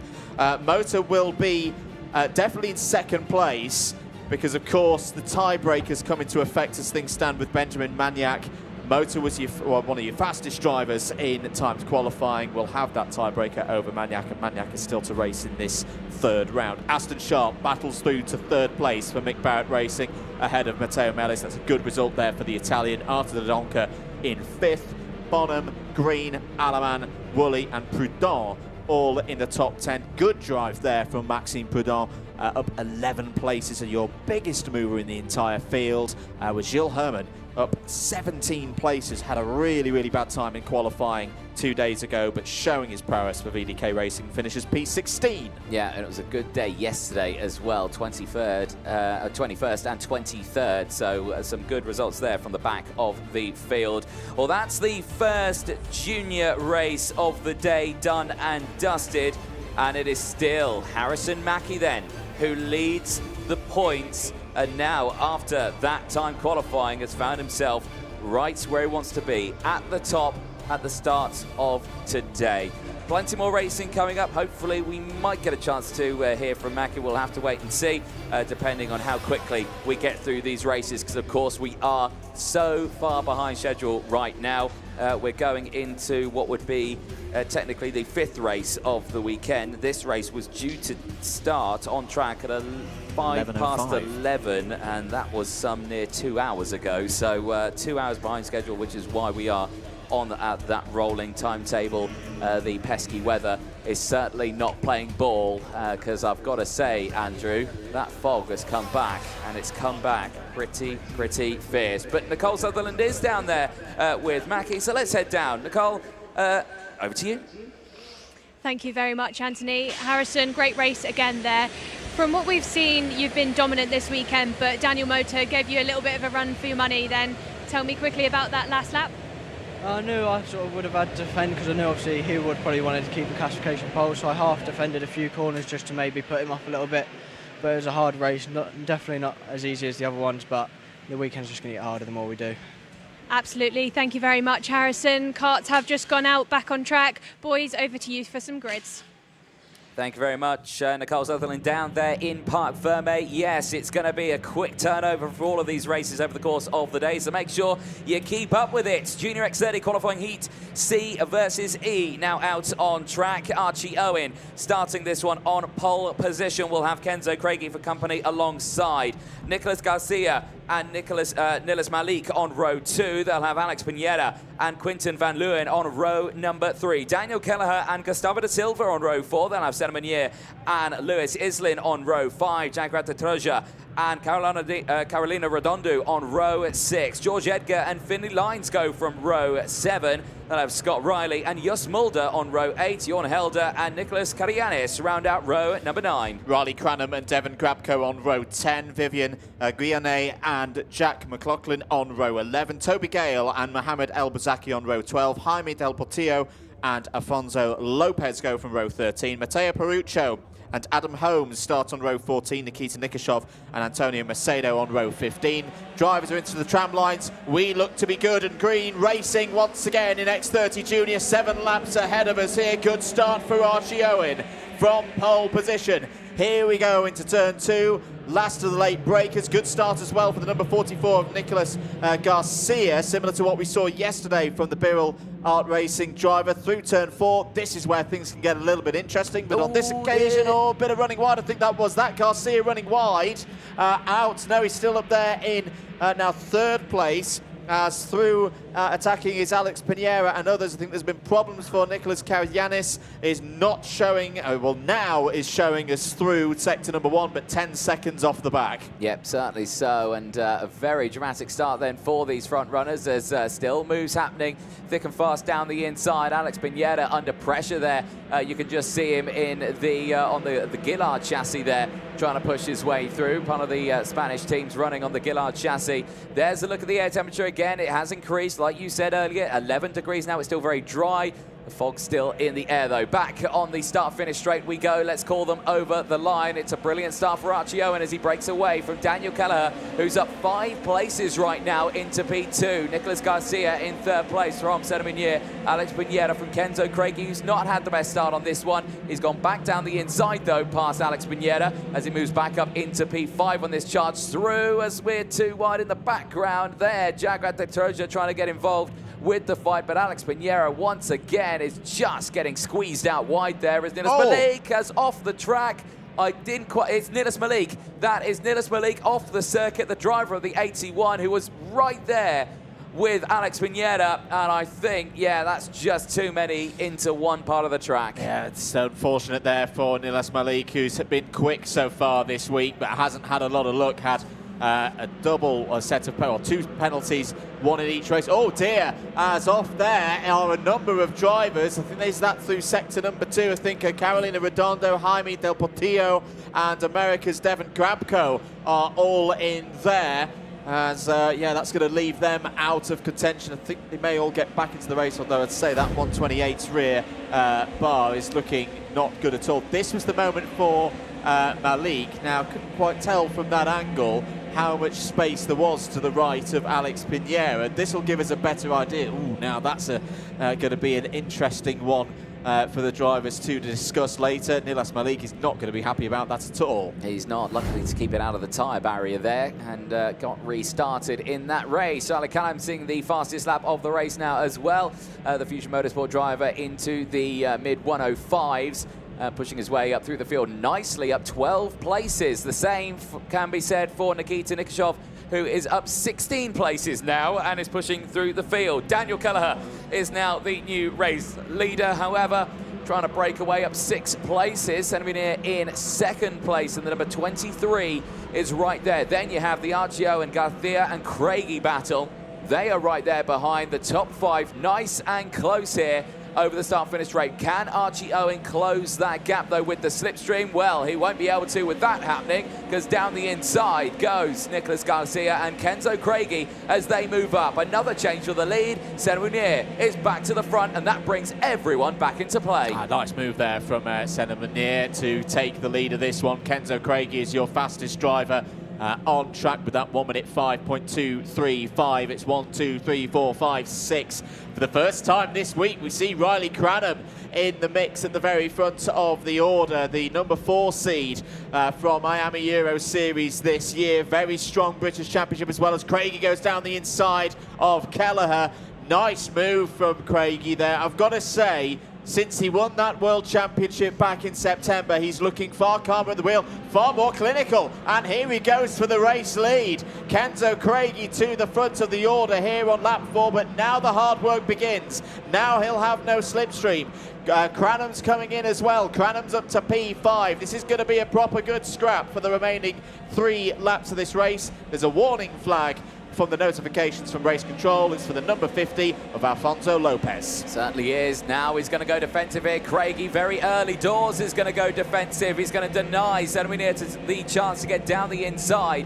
He will keep the Belgian driver behind him at this stage of the race, but that just brings up more people to this fight right now as they've all closed in. Cranham's there as well, as it's just becoming a rolling roadblock right now for Kenzo Craigie. His pace is good, but again, he's just trying to hold on to track position here. Into the hairpin now as they head down in towards turn number 7. Are we going to see lunges? We are, and there's contact, and round goes Riley Cranham. The driver had made so many positions, found himself in the wrong part of the track, and is out at turn number 7 as he tries to recover back through this field. But at the front here, Craigie still controls this one. He's had no contest just yet. Round the last couple of corners once again, 2 more laps to go, and the key thing for Kenzo Craigie now is that it's a bit more spread out behind him than it was 1 lap ago. Some good work there, defended but didn't defend too hard. He's going to have to defend here though, because Senemunier is all over the rear bumper of the victory lane. 78 into turn number 2. Back in comes Kelleher, back in comes Garcia as well, down into turn 4. Craigie covers off any kind of move down the inside into one of the firmest braking zones of the circuit. And look at this. This is why we love Zwerer, because it changes so quickly. Once again, it's now a pack of 7 fighting here, and Scott Riley's coming into play as well. Keep an eye on the Irishman in the number 17. Has gained 8 places so far in this race. That was a bit of a half attack, half defend there from Senemunier, and that's helped Kenzo Craigie in a way. He's now got, I'd say, about a 4-5 car length lead. Yep, certainly has, as they come back into view here. Down into the bottom section, Quinten van Leeuwen just trying to look down the inside there of George Edgar, not finding the way through just yet, but Edgar still in a good race here. 8 positions gained. Quinten van Leeuwen holding on to that 6th place starting position, so still having a very strong race here over the line. Last lap board goes out now to the field, and Kenzo Craigie's got the biggest gap he's had for this lead in quite some time, and now Daniel Kelleher is piling on the pressure to Senemunier, and that's keeping them in tow here. I think Kenzo Craigie might be looking at his first qualifying heat win of the weekend here after his results getting better and better as the racing's gone on, but there's still a long way to go in this last lap. There, George Edgar now finds himself up into 3rd place. Brilliant drive. Really good stuff from George Edgar. Good stuff from Quinten van Leeuwen as well. Van Leeuwen had a really difficult start, but has fought back to 4th place here for Falcon Racing Team in the black and teal green colours there, out of the 2nd sector towards sector 3. This isn't done yet for Kenzo Craigie, because Senemunier is not too far behind.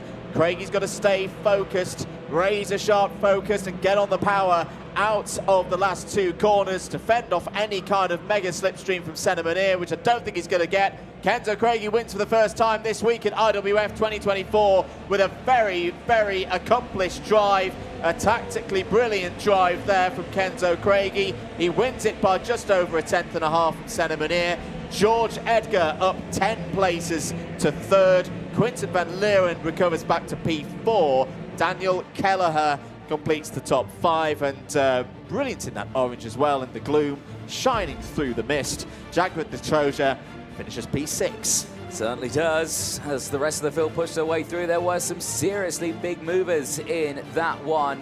Vivian Ganon gaining 10 places. Nikita Nikshov 17 places to finish just outside the top 10 for both of them, 11th and 12th respectively.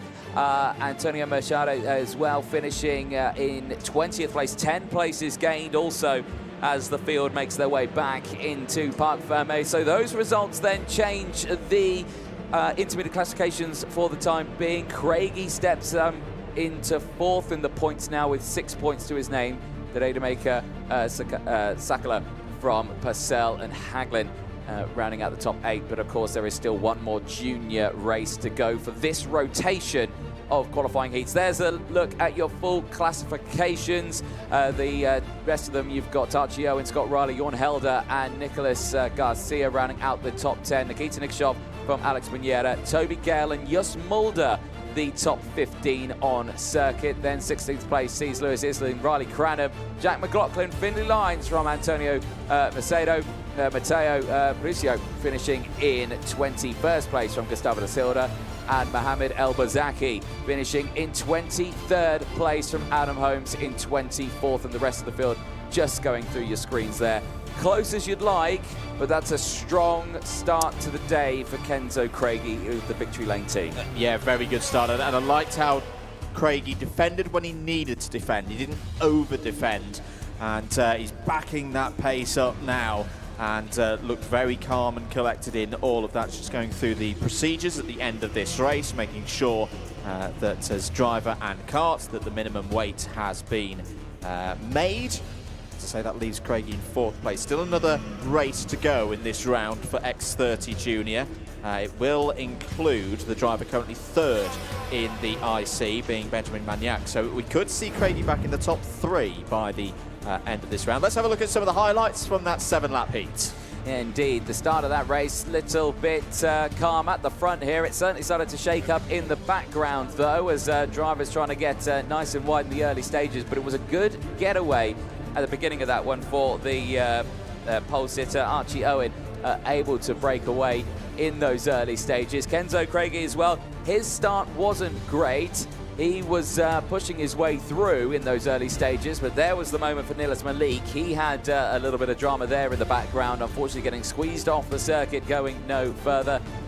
But let's see what happens at this point of the race, because again, with drivers in this phase of the weekend going up and down, there was a moment for a handful of the drivers as well. That was the last few positions in that one. I think Carolina Redondo, Hemi Del Portillo and Devin Grabko all getting caught out in those ones. But the charge from Kenzo Craigie was a solid one back to this leading battle. Yeah, and this is what I liked. He was very efficient with his overtaking, and at this point here, just back the pace, just drive a normal line, which is a skill that Craigie's developed across the course of this year. That was a really unfortunate moment on your screens for Riley Cranham, who was properly on the charge. Would have maybe backed himself to be up in that top 3. He goes backwards and in the end finishes in the middle of the pack in P17. But it's a good win for Kenzo Craigie. It's a good win for Victory Lane, continuing their brilliant efforts in 2024. Let's very quickly head down to Nicole Sutherland. Thank you, Andrew. Kenzo Craigie. Kenzo, great first race for you today. Can you tell me a bit about how it's going so far? Yeah, it's been a good week so far. We did a P2 in quali, and then 4th and 2nd in our heats, now 1st. It's a bit of a long wait due to the fog, but yeah, you're good to get the win. Great to hear from you, Kenzo. I'm sure we'll be seeing much more of you this weekend. Some grids then to go through as karts have just gone back out on circuit. Well, not just yet, Nicole. They are still just there on the pre-grid, but I love your enthusiasm of hoping they get out on circuit in a few moments' time. Yes, indeed. Next race coming up. This is the last of the junior races for the morning phase, and then we'll be going on later on. This is qualifying Heat A versus D. Evan Purcell starting this one on pole position. interesting day yesterday for Evan. 3rd in the first race, 9th in the second. That 9th did come with a penalty, however. Yeah, it was an unfortunate moment for Evan Purcell, but I'd still come back to the massive improvement that Evan Purcell has taken in the last few months. He really made a breakthrough in the middle of the summer in terms of his performances, and he's showing that it wasn't a fluke. No. When we saw him have some really strong racing at Genk in the at the back end of the summer, and he's got another pole position here, another chance to lead from the front. Some strong drivers behind him. I'd keep an eye on Benjamin Magnac in this race, 2nd and 1st yesterday. Won here in March for one of the rounds of the Euro Series, so we know his strength. We should also, whilst we've got a little bit of a pause, just take a moment to talk about Jonathan Landstrom. Yes. Had a very big incident yesterday. Yeah, he certainly did. Turn 1, unfortunately, rolled the cart. He was taken away, did go to hospital, got a checkup, did come away with some injuries in that one. I can confirm that he is okay. Yep. He got the clearance from the hospital. He came back to the track today. The mechanics took the cart early to try and repair it this morning and send him out for morning 1 because he wanted to do it. Unfortunately, though, I think he just got taken away. In the middle of our screen with the Sweden coat on. Has just been blocked from our view by a mechanic in a paralyn suit. But yeah, but he is okay, which is the main thing, and I believe he is here at the track watching alongside. Let's head down to Nicole Sutherland. Nicole, what have you got for us? Thank you very much, Anthony. As you can see, Jonathan is missing from the grid for this race. Quick grid walk, I think we have time because of a slight delay. Let's go over to the number 5 Fusion kart, Benjamin Magnac.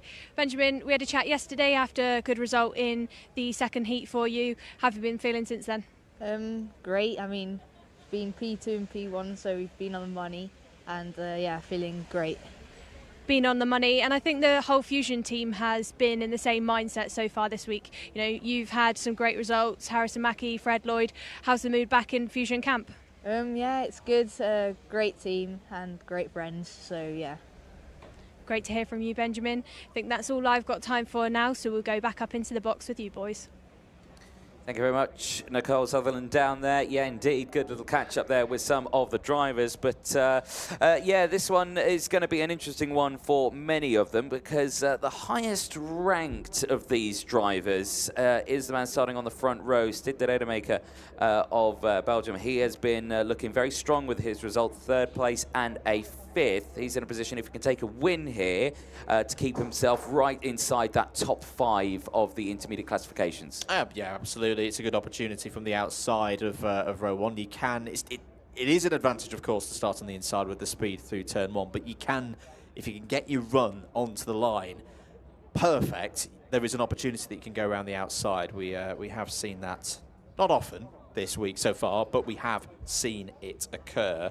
Other drivers to keep an eye on. Tyke Buckley was a bit unlucky in his second heat yesterday, Anthony, but the first one was pretty good, P2. We've seen some good race pace from Tyke so far this week. Also, keep an eye on Lewis Goff. Lewis Goff, I think, went a little bit under the radar yesterday. 11th and 6th, but good progress there from the 8th row of the grid. It's, of course, there again with how the qualifyings work. And on a similar vein, Javier Brasca, 5th and 10th yesterday, is 1 row ahead, starting at 13th on the grid. Keep an eye on those 2 drivers here, because this is the kind of conditions that I think they'll enjoy. No, exactly that. It's just one of those tricky things, and with this delay, of course, the track gets a little bit cooler once again. It's still very chilly out there. Only 11 degrees. It's not going to get much higher than that over the course of the day, but just gives these drivers a little bit of time to reflect, even though they had 2 hours this morning to reflect a little bit on what they could do racing later on today. But there you can see everyone just staying focused ahead of this one. Other drivers as well who did impress me. 14th row of the grid for this one, the driver, the number 47 from Spain, David Minchuna. 13th place in the first race. Really, really strong drive from the 14th row of the grid to get up those positions. Momentum didn't translate over into qualifying heat 2. No, P34, if I'm not mistaken, for Minchuna in that second race. But the knowledge of being able to race through, you know, you've proven it once, okay, bit of bad luck in the second heat, but can bounce back here once we're up and running. And big thank you to everyone who's tuned in. Hope you're enjoying your IWF 2024 experience from home, watching on your broadcast. Andrew Mather and Anthony Jordan in the comms box. Nicole Sutherland down there, our pit lane reporter. We're here for the rest of the day, all of tomorrow, and the heats continue, and then that all-important Saturday, the super heats, and then the finals to find out who are the best X30, IAME X30 drivers on the planet for 2024. That is all to be decided here at Zweira. Certainly is. Well, as those drivers, again, continue to get yourself sorted out. Plenty is still yet to happen over the course of the day's racing.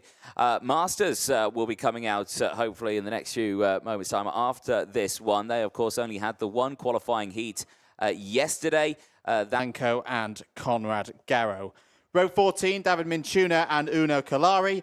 Abela, Teixeira, Moore, Nulken, English, Pinto and Rice make up the grid. We're away and racing again. 7 laps ahead of us here in X30 Junior. But we're going round again. It's a false start this time around, and you would think after that one we would have been back racing. Welcome to everyone watching from around the world as well. Apologies for the break in the broadcast there, but we are back and running here. You've not missed anything. They've only just left the pre-grid for the next X30 Junior race, qualifying heat A and D, and it was a false start as well. So luckily for you, you're about to witness a full race uninterrupted, hopefully, with that one. So sun is breaking through again. The fog has held off here, Andrew. It's looking like it's getting brighter and brighter now, looking like we could go to the end of the day here. Oh, we hope so. We definitely hope so that we can get a good amount of racing in and recover some of the lost time. If you're just joining us, the reason why we are a little behind is there was a lot of fog here at the circuit, which meant it was not safe to race. So there was around a 2-hour delay. So for these drivers here in groups A and D in X30 Junior, this is actually the first time that they've been out today in a racing capacity. Evan Purcell is your pole sitter. Stigler Edemaker is alongside on the front row. Otto Sakala and Elvis Krzauskas are on row 2. Benjamin Maniak is on his own on row 3 because Jonathan Landstrom does not take the start of the race after his crash yesterday. He is okay. He's walking in the paddock. I had a chat to him this morning.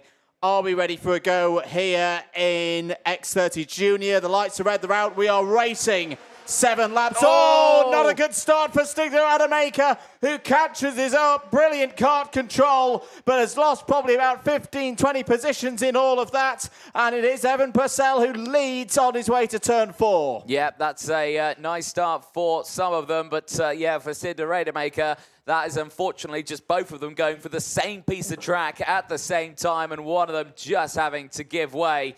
Unfortunately, that was Stigler Adamaker. And like you said, bang on with his kart control there, bringing it back onto the circuit. But eyes fixated on these front runners then, as it's all starting to get a little bit feisty here at the front. It is still the likes of Evan Purcell who breaks away at the front here, but he's got some close competition all the way throughout. In fact, I'm going to eat my words there. I don't think that is the VDK. I think it's the Fusion kart leading the way. Down the inside there, that is Benjamin Maniak, who's getting himself up into second place now. So I think it is the likes of maybe another one. I think it actually might be Devin Haglin in the 34 who could be leading the way. We'll try and find that out as they next cross the line. No, Haglin's there just behind them. So they cross the line right now. It is the likes of Evan Purcell. It is Purcell who leads the way from Benjamin Maniak. Krakauskas is there in third place from Haglin. Sakala is there as well, as down the inside goes the MDC of Javier Broasca, looking like he's trying to get the move done there. Does he successfully get past Daniel Oliver? I think the answer to that is no, as there is changes at the front here. Again, it's Krakauskas back up through past Maniak. Yeah, good move there for second place, but Maniak's going to return the favour on board with Daniel Oliver now. Ahead of us is the MDC runner of Javier Broasca, who's had a good start, up 8 places for the driver who was on pole position here at Zweira for the first round of the IAME Euro Series at the start of the year, or the relative start of the year, in through turns 8 into 9. This is when it gets really technical. This is where the front tyres need to be working. So there's some good balance there for Daniel Oliver. as Baraska's having a look down the inside of the number 5 of Benjamin Maniac and takes the position. Good stuff there from Javier Baraska. Round to complete lap number 2 then. Purcell leads. Krzauskas P2, but is less than 1/10 of a second behind. Is starting to shape up a move perhaps into turn 2. He's pulls to the inside and is going to slide through beautifully there for Elvis Krzauskas.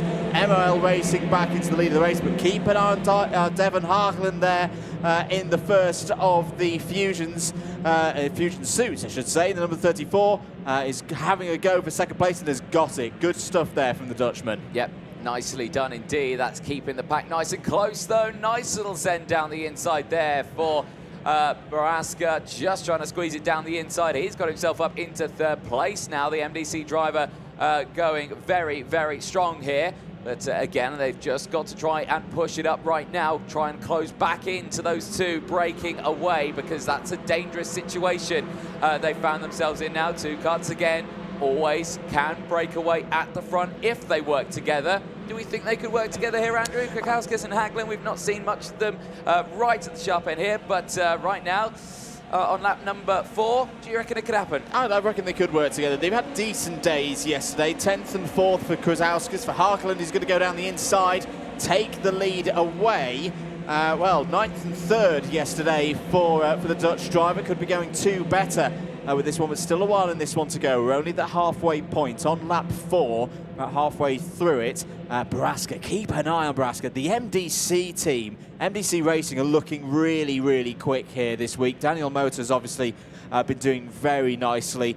We saw him earlier take another 2nd place, another top 2. And Baraska has had some good race pace here, had a bit of a difficult qualifying. Evan Purcell's just gone purple through sector number 1, so that's some good pace from the number 16. Hageland's starting to turn the screw now, though. He's gone purple through sector number 2. Krzauskas trying to keep it tight there through the last section. It's going to be right in the slipstream of Hageland as they go over the line to complete lap number 4. 3 to go. Indeed. Nice side-by-side motions here again, and again through goes Maniac. He gets squeezes through as well.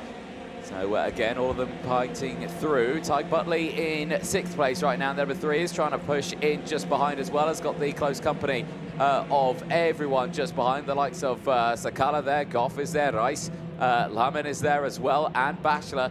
All close behind in the background as Buckley sets the fastest lap of the race. So it's showing that that pace is very strong in the background, but there it's going wrong. And unfortunately, that's Stip the Rademacher tumbling down the order. I think he's had a coming together with, I think, Max Yule. And unfortunately, because he has tumbled down the order as well, that just goes from bad to worse for Stig de Rademacher. That's a real setback for Stig de Rademacher. That's the way you don't want to go after 3rd and 5th yesterday. That's going to be P34 for Stig de Rademacher. It's not going to put him out of contention completely, but he will drop down the order in the intermediate classification. That will promote Kenzo Craigie up to 3rd. 2 laps to go. Still, these 2 working together pretty well. Hageland and Krzauskas, both of them with low 1-minute 5s last time around. The gap is around half a second back to Purcell and Maniac. Baraska has dropped back a bit. His race pace has gone a bit in this last third. He's fallen into the clutches of Tyke Buckley. Sakala there as well in 7th. Lewis Goff again having a decent race, up 7 places in this one, up to P8. Ethan Woodward also on the move, has halved his position from where he started on the grid, from 20th to 10th. That's indeed right. Lap 6. Last lap board out this time to the drivers, and like you say, these 2, you said they've worked together well, but not anymore. Down the inside, Krzauskas finds a way through at the top 7. We'll have to think, do I attack immediately on this start-finish straight here? Do I attack immediately into turn 1? Let's find out, and the answer to that is yes, he will. Straight away, he's not going to wait And that is a crucial moment there for Krakowskis, because he knows that now he's going to have to really fight for this one, because now Purcell is right there in the fray, but he's going to lose out here to Magnac, who gets up into 3rd place, and now he's going to try and go for the lead of this one. Purcell set the fastest lap on that last race. That would have been helped out with that slipstream and the tow, but now it's all down to the twisty section of the infield. Hagelin leads the way, but for how much longer here? This is good stuff from Devin Hagelin, who the eagle-eyed amongst you will notice is running the old Fusion Motorsport livery. Oh, Kwiatkowski's having a half look down the inside. That's not worked. Magnac's going to get him on the cutback. Through goes Purcell as well. The two drivers there. Into turn number 9 and 10 now. Looks like Kwiatkowskis is trying to bite back on Purcell there, but this is going to be a win for Devin Hagelin. Very accomplished drive. Certainly so. Into the final corner. No drama whatsoever. Hagelin is going to claim this win today and his first win of the weekend. That will help him out in the intermediate classification. He stays inside that top 5 and he puts himself in a really strong position for the driver who started this race on the 4th row of the grid after a pretty tough qualifying. He helps himself out nicely. Magnac finishes in 2nd place from Purcell. Kwiatkowskis finishes in P4. Javier Prohaska finishing in P5 after gaining 8 places in that race. A really strong drive there for the Spaniard. Otto Sakala finishing in P6 ahead of Lewis Goff. Tyke Butley from Felipe Rice. Jacob Baxler finishing in 10th place. 9 places gained, the same as Ethan Woodward finishing in 11th. Also 9 places gained. Well, the field will make their way back to Parc Ferme. Look at that, Andrew. The sun is shining and I can see some blue sky for the first time today. Oh, not only can we see over to turn 2, we can see all over the plains down to the mountains there. So good stuff. We've got some good weather, we've got some good racing, and for the juniors, that does complete, if I'm not mistaken, their 3rd round of heats. Mackie on top, the only driver still on 0 points. Motor on 2. Magnac holds 3rd place on 4 points with that move back up to 2nd place late on. That means that Craigie will be in 4th place against ahead of Hagelin, Purcell, Sakala and Kelleher. And they might have been really vital races for the juniors. Oh, yes. Because they're not due to go out until the very end of the day. And the fact that because we are so far behind at the moment due to that bad weather this morning, there's a chance we might not see the juniors out again today. So we will need to, obviously, don't take that for a solid. That might be completely wrong. We might see them, but again, it's not looking hopeful. Masters, though, they'll be coming out next as you see the full classifications at the end of that one. Big shame for Stig de Rademacher. That is a horrible one for him, because he had really good points over the course of yesterday, and today's just fallen apart.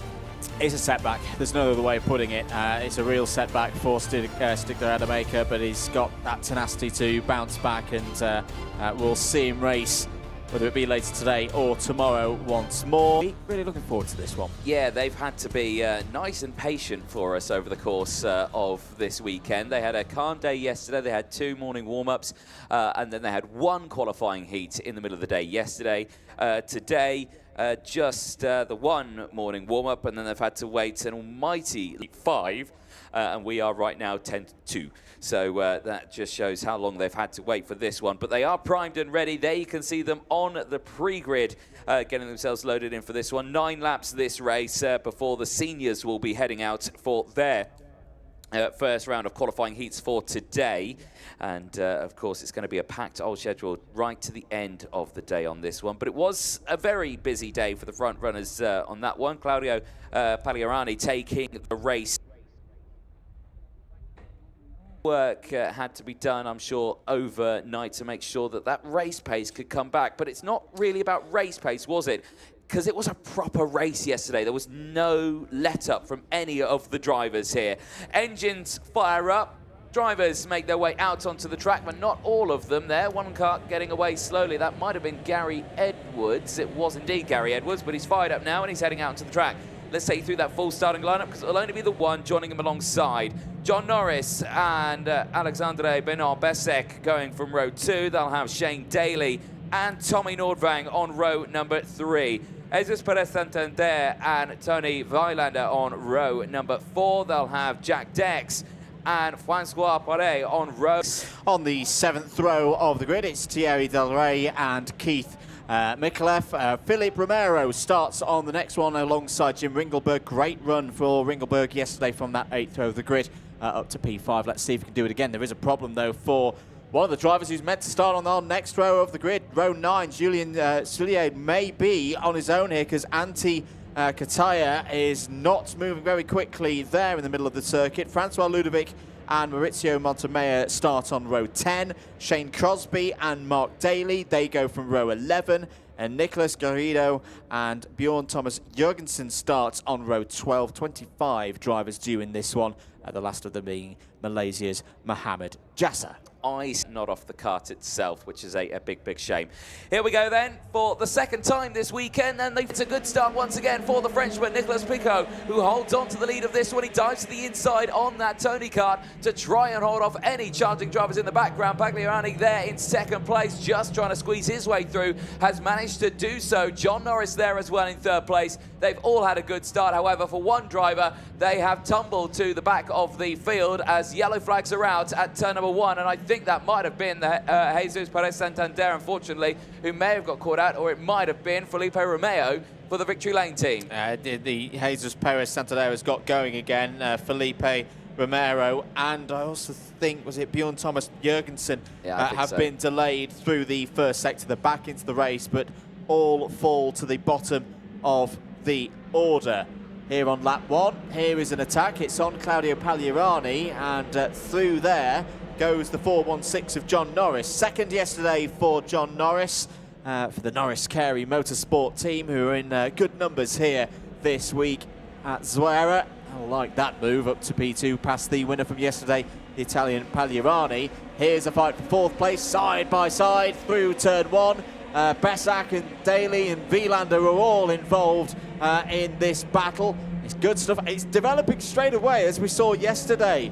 It's not the same style of racing, you'd say, as a junior race or a mini race like we've seen today, but it's good stuff from the X30 Masters here. It's chess at an average of 97 kph. Yeah, exactly that. So good stuff from these drivers. A little bit wide there, side-by-side action on the curb there for there through turn 5. It's such a fast corner there, but so easy to get it wrong. We saw that earlier on with how much can go wrong. As a nice little try there for Del Rey down the inside in towards turn 9, but not coming for a move in the end. Back to the start-finish line. Picot still leads the way.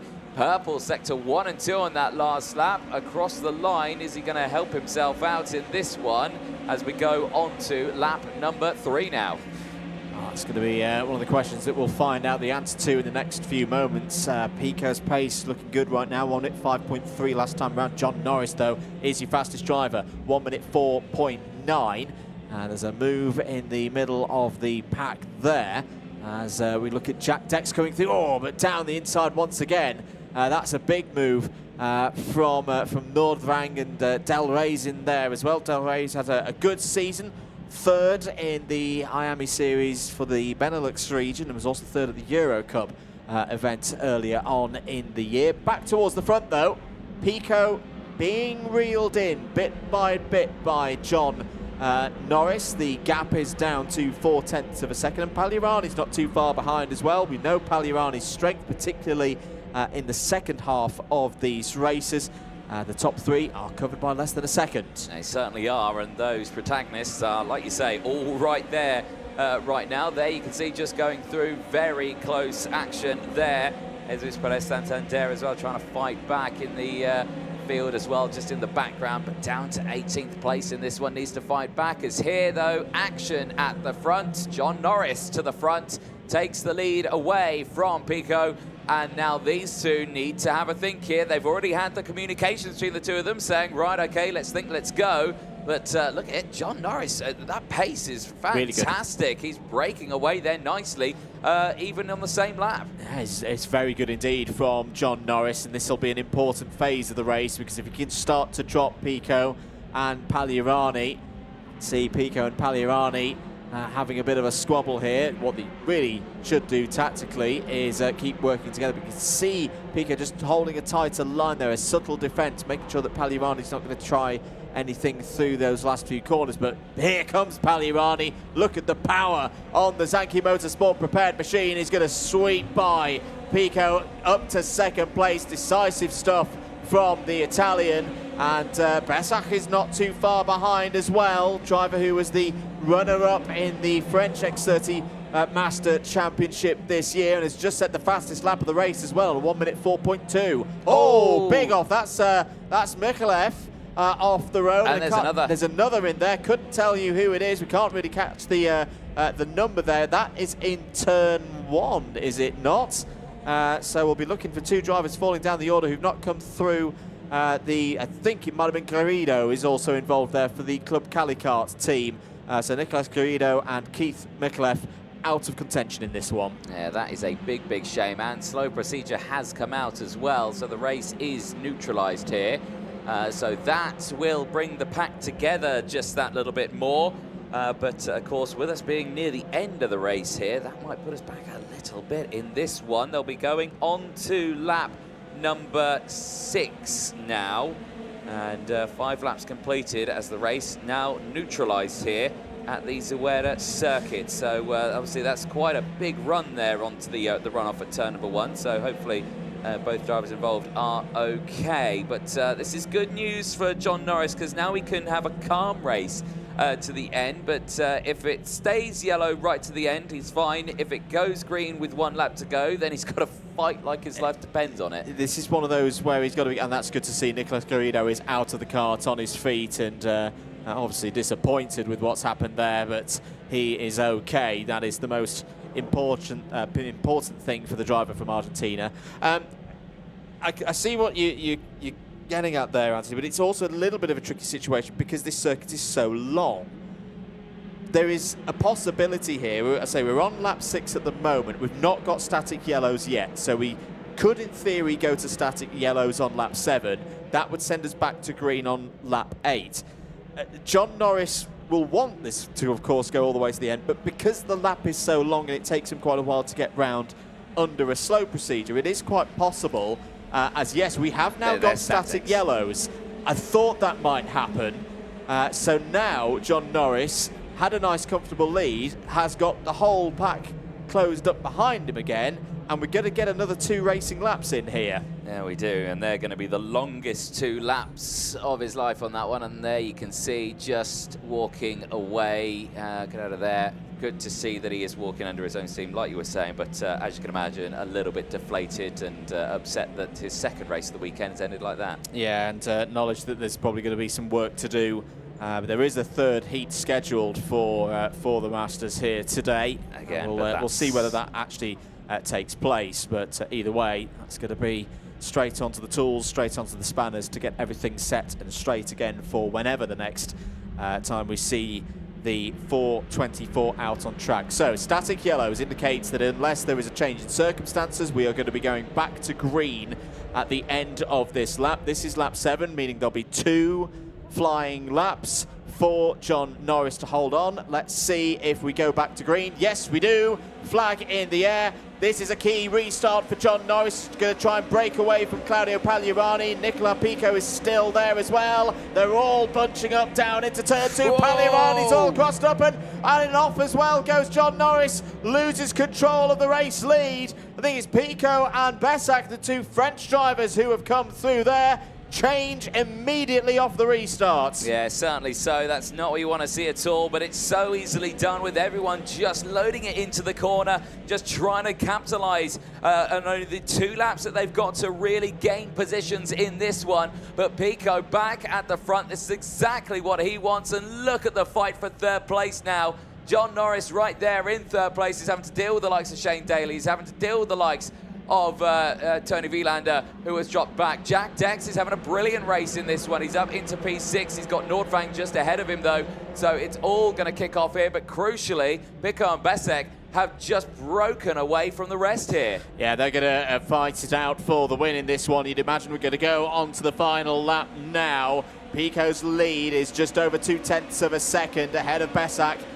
Then it's Norris and Daly, third and fourth. Nordvang and Dex fighting over P5. Back at the front, though, Besak is all over the back of his countryman here. They're going to be side by side. Oh, Pico shuts the door on the approach to turn 4. This could be a last chance for John Norris, and yes, it will be. John Norris has caught up to them. Norris is going to be on the outside now into turn number 5. Sensibly just cuts back into the slipstream there. There's going to be more opportunities here for all three of these drivers. Pico's not going to need to defend too hard. Norris is going to get it down the inside on the brakes. Can he get off the corner?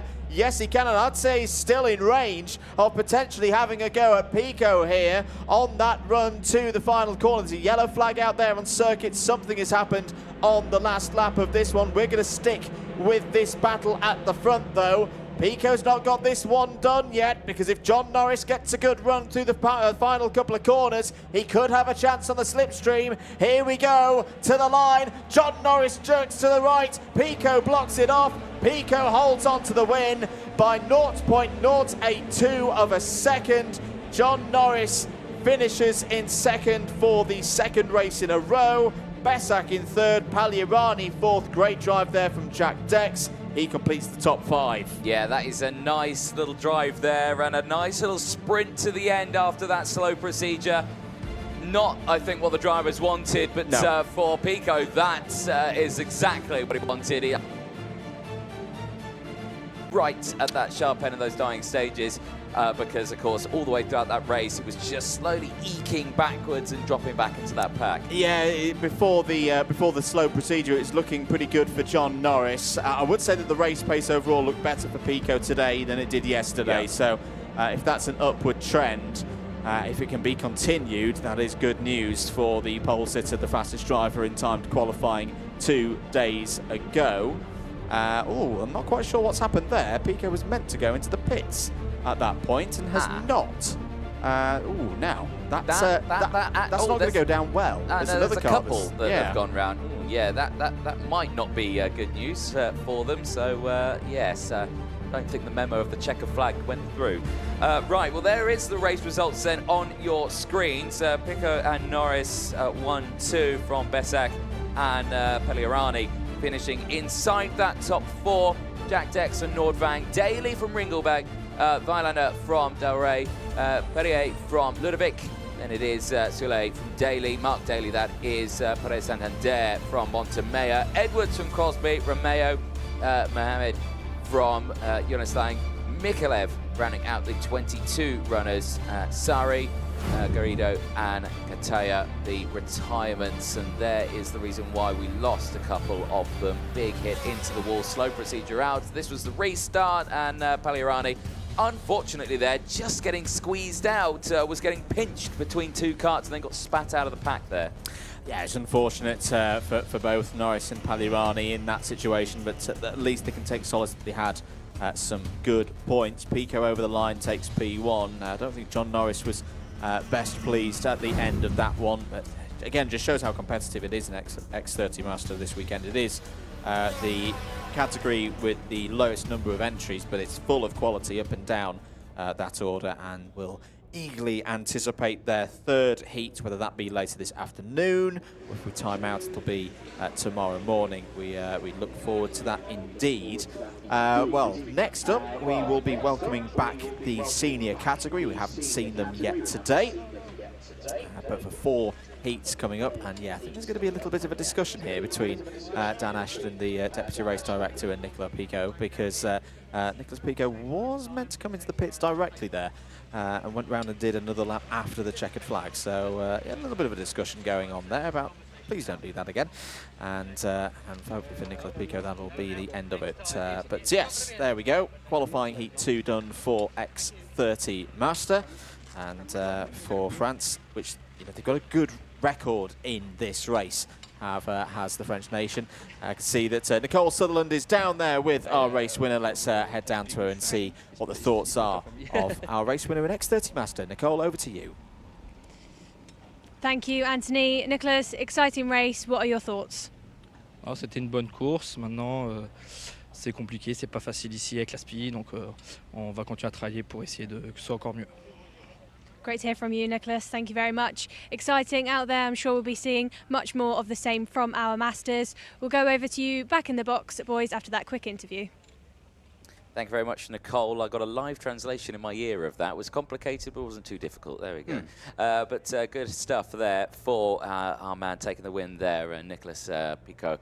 But like you say, he was having a quick chat there with Daniel Ashton, our Deputy Race Director, and a big smile on his face when Dan actually walked away on that one, thinking, oh, I just got in trouble there. But I think he got away with it, with a warning on that one. Next race, though, Senior X30. We are finally going to see the seniors out on track. They've had to wait an almighty time. I can imagine the seniors got here bright and early for their morning warm-up, and they were the last of the drivers to go out for morning warm-up, but they've had to wait an almighty amount of time for this one. But it is Groups D and F coming out next, and for them, a very busy day over the course of yesterday in Groups D and F. Alessandro Tedesco, who will be starting this one on the front row. A P9 and a second place yesterday. There are a couple of winners out in this race as well. Clovis Nougarade, his first race, P24 with a penalty. His second race, a race win. Stark difference in that one. The same could be said for Kevin Lantinga. Third and then a win. He's probably the most favourite going into this one. On the form book, yes. Second in the intermediate classification overnight was Kevin Lantinga, and you mentioned those results for Clovis Nougarade as well. Per the calculations that we've got here in the box, good to see the form return for Clovis Nougarade, or the racing look return with that race win. He's got to keep it going, though, because I've got him down around 38th position, which, yes, would be cutting through, but safe for the cut into the superheats. But realistically, if you want to win IWF 2024, you've got to be up in that top 10, top 15 region. Before we get going with this one, let's head down once again to Nicole Sutherland. Thank you, Andrew. Kevin Lantinga. Kevin, great start to IWF this year, as has your sister Roxanne. You've both been on top form at the sharp end of the field. Can you tell me about what it's like out there on the track? Yeah, it's obviously really fun to drive together with your sister, and it's also really special to be both in the top 3 right now. And what's the competition like out there? You've got some really quick drivers around you. How hard has it been? It's actually really hard with them. A lot of drivers we met earlier this year already in the Benelux or in the Euro Cup in Le Mans or with the Euro Series. Yeah, it's a tough battle, to be honest, and yeah, we try our best to get the best results. And yourself and Roxanne, you know, you're both on different chassis. You're on the Croc. The Croc goes well round here? Yeah, we did a lot of testing before to get the perfect setup and everything, and I think the Croc works really well with my length. Great to hear from you, Kevin. We'll head back up then. That's all we've got time from down on the grid.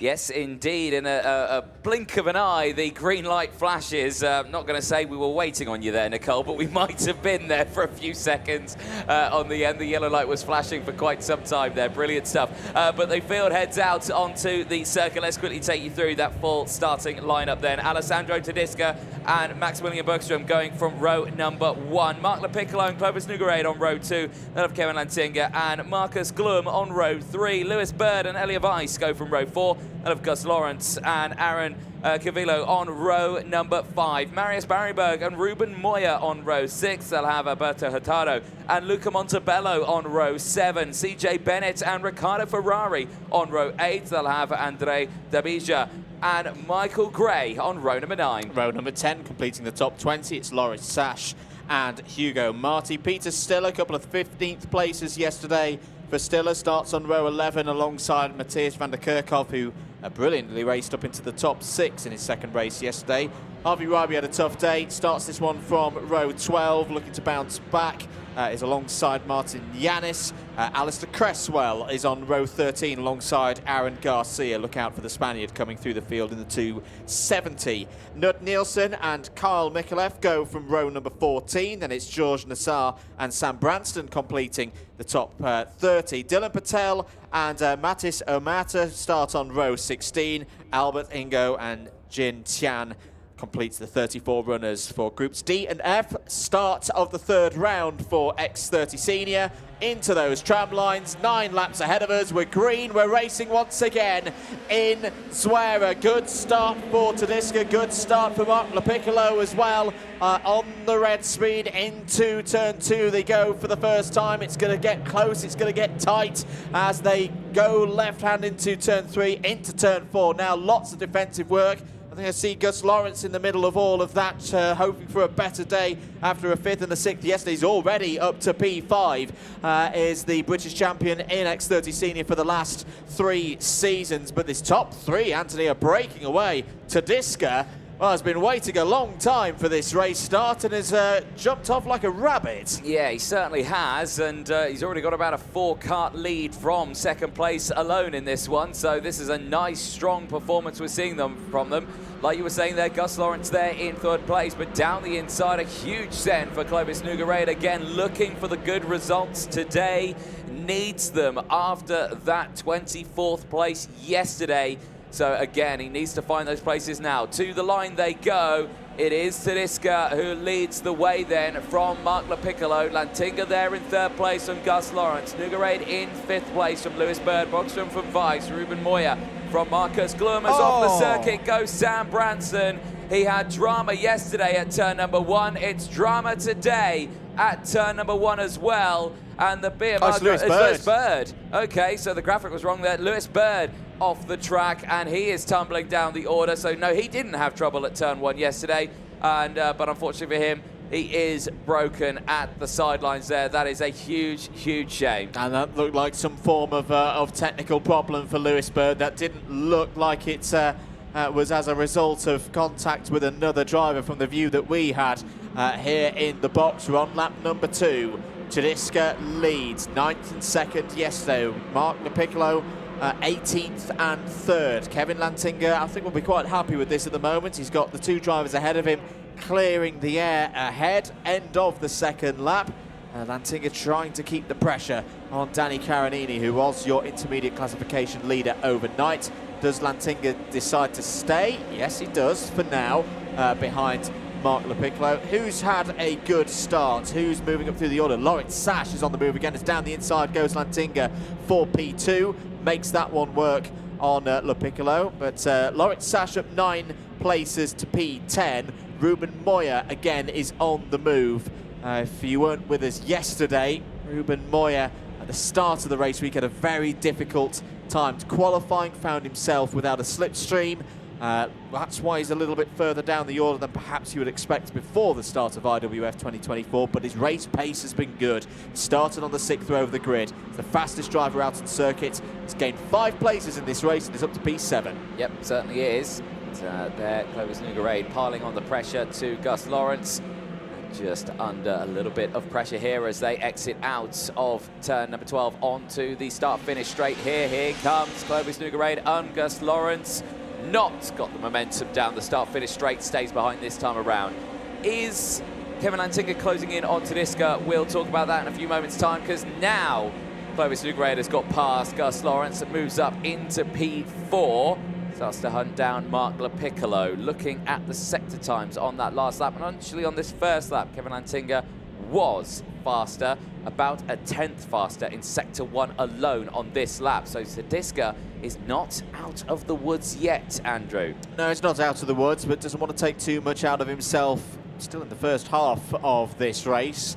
And again, as we have a sight there of Lewis Bird's number 213 stranded at the side of the road. That's a real shame for Lewis Bird. A bit of an up and down season, but still got a chance here. 11th and 10th yesterday. Yes, that is a setback, but he's still got the kind of performance underneath him and the number of races remaining to come back through. Here is a move. Nogueira going past Lepiccolo, I think that was for 3rd place. There is Lewis Bird, who has to watch this race from the sidelines now. Tedesca's lead was 0.4 of a second over Lantinga. Let's have a look again at a replay. So this is what happens. Oh, you can see he's lost power. Yeah. He's lost power. He's lost drive. You can see him trying to kick the kart forward, and it's that slow crawl into the grass Fair play from Lewis Bird. He got that kart off the circuit safely and promptly. You can see him trying to restart. No good, out of the race. Sky actually post one day, but he seems to lose traction and power. I think he pulled off on his own technical. Just check, please. Well, yes, definitely confirmed on that one. We saw it on our cameras. They would have seen it on theirs as well. No fault of anyone's, just kart not working.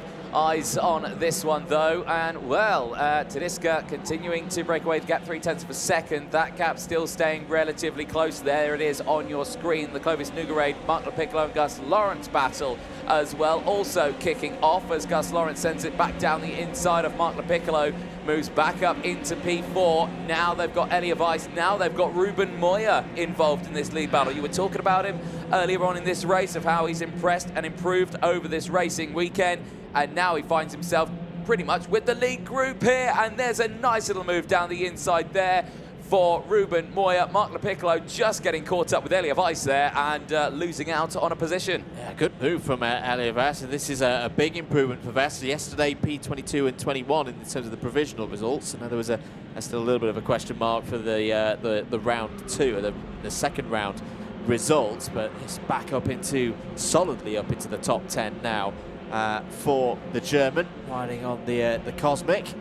Loritz Sash continuing to progress. There in the top 10. 3 laps to go in this one. Tedesca leads. Lantinga very close behind, less than a tenth. Here comes Moya down the inside of Lawrence. That's a nice easy move for Ruben Moya up to P5, but back in the front of the order. This is a squabble and a half now as Tedesca's working hard to keep Kevin Lantinga behind. Kevin Lantinga, if he could take a win here, would put the pressure on to Danny Caronini. When we see Caronini out in this round, would secure second place at this stage, this third round of these heats. But Tedesca's a fighter. Tedesca's already had that experience of being up at the front this week, was second in the second round of heats yesterday. This is going to be a good scrap for the last 2 laps. Oh, it certainly will be. The sun continuing to shine through the mist here as it, well, actually, I say that's starting to slowly creep in once again here. It's just going to be one of those up and down days with that weather, but still on this one, you can see there some of the stats. Tedesca, he's looking for a flag to flag here. Lantinga gaining those 3 positions. We did chat to him at the start of this race with Nicole Sutherland. He's got the slipstream, he's got the toe, he's got the waft. Can he get the place in towards turn 2 this time? I don't think he's going to go for it. I think he's just going to try and push this one along and wait for that very last lap. But there is a danger with that because Nougarade could go for the move, but no, he's going to wait until turn number 4. Now he sends it down the inside. Kevin Lantinga looking for his second win of the weekend. And that was all. He looked over his shoulder and went, oh my goodness me, the 204 is suddenly very close behind. Kevin Lantinga went down the inside, had to make that move. Tedesca's needing to respond now, but I like the look of Clovis Nougarade here in that 204. Whatever the problems were earlier on in the race week, they've been fixed now. He's looking very, very quick indeed. Can he find a way past Kevin Lantinga, past Tedesca, and then go on the attack to Lantinga? Or does he just wait for now? Because Tedesca's not totally being dropped here. This will be a very telling run down the pit straight for this top 3. Good speed out of the final turn for Kevin Lantinga onto the final lap. Here comes the push though. This is where it's going to get tricky for Lantinga, who goes to driver's right. Nougarade trying to go around the outside. Good covering there from Tedesca. Vess is going to come into this as well. Vess out of nowhere tries to sling it round the outside. It's now a 4-way scrap for the lead here in X30 Senior. Through goes Vess into third place. Lantinga's going to try and make this as wide as possible. This is fantastic racing once again as Clovis Nougarade goes back to third. Yeah, nice driving there from the likes of Elia Weiss, just putting it round the outside there, sweeping it through. Brilliant to see. Not worked out though. This one is now on the full defence from the drivers behind of Ruben Moore and Gus Lawrence, who are back there but just behind. But here though now, it is still Lantinga who leads the way. Tedesca just there. This is going to be a run to the line, but today's a different day from yesterday. Drivers have worked out how they can defend this position over the start-finish line, but it's going to be the push from the drivers behind. Can they get that slipstream? I don't think they will. It'll be a photo finish for second, but Kevin Lantinga claims his second win. Clovis Nougarade just claims P2 by 0.013 of a second over the line from Tedesca.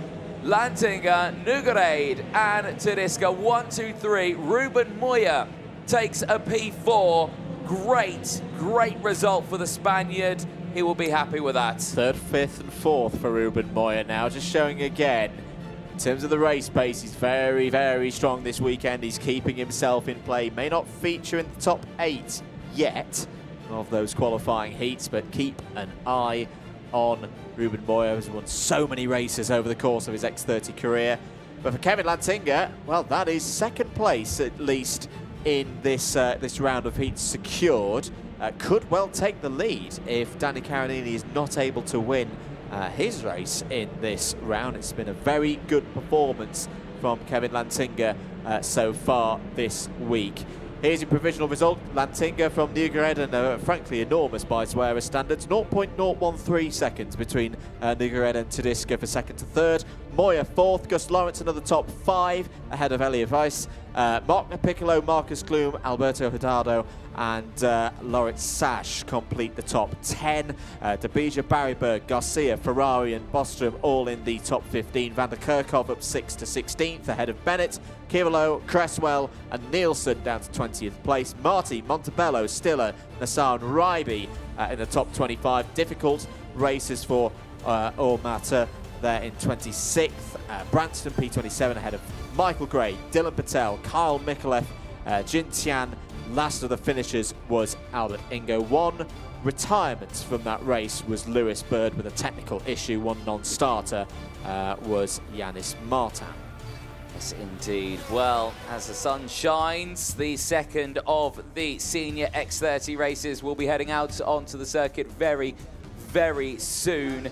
And there are the live feeds from Parc Ferme and the drivers coming in. Kevin Lantinga, second win of the weekend. Looking pretty strong here.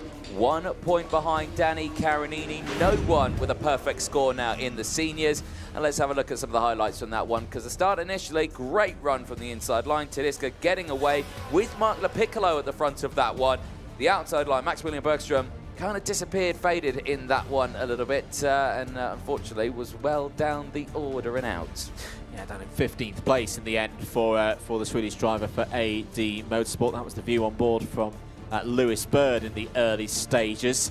There's a big old fight going on for 4th, 5th, 6th and behind that allowed the top 3 to break away. This was the moment where Lewis Bird's race would end. A failure on the kart, meaning that he had no forward momentum, would pull off the circuit on the exit of turn number 1, be out of this race. Isn't out of the competition, but has got to get some good results on the board with the remaining rounds of heats if he's going to be a feature in the final on Saturday. And there's the good work from the marshals there, clearing the track, making sure that everything is okay. Meanwhile, back out on circuit, good battle between Elliot Weiss and Gus Lawrence, Ruben Moya. They would catch up to this top 3. That was a really key move, I thought, Anthony. Good reading of the situation from Kevin Lantinga. Clovis Nugared has closed in quite rapidly. That was a precise timing to get past Tedesca for the race lead. Yeah, certainly so. Checker flag would come out though. Great race for Kevin Lantinga, but let's head down to Nicole Sutherland. More racing for the seniors is coming up soon. Great racing from Kevin indeed. Kevin, catching up again. I saw you about 15 minutes ago. Yeah. Tell me how well that went in that 15 minutes. Yeah, it was a good heat. Made a great start with the inside row. Me, Mark and Alessandro spoke a lot about it, how we could do the start in the best way. Because we started on the inside, it was, yeah, like you saw in the first lap, we didn't defend and just drove away all the rest of the field.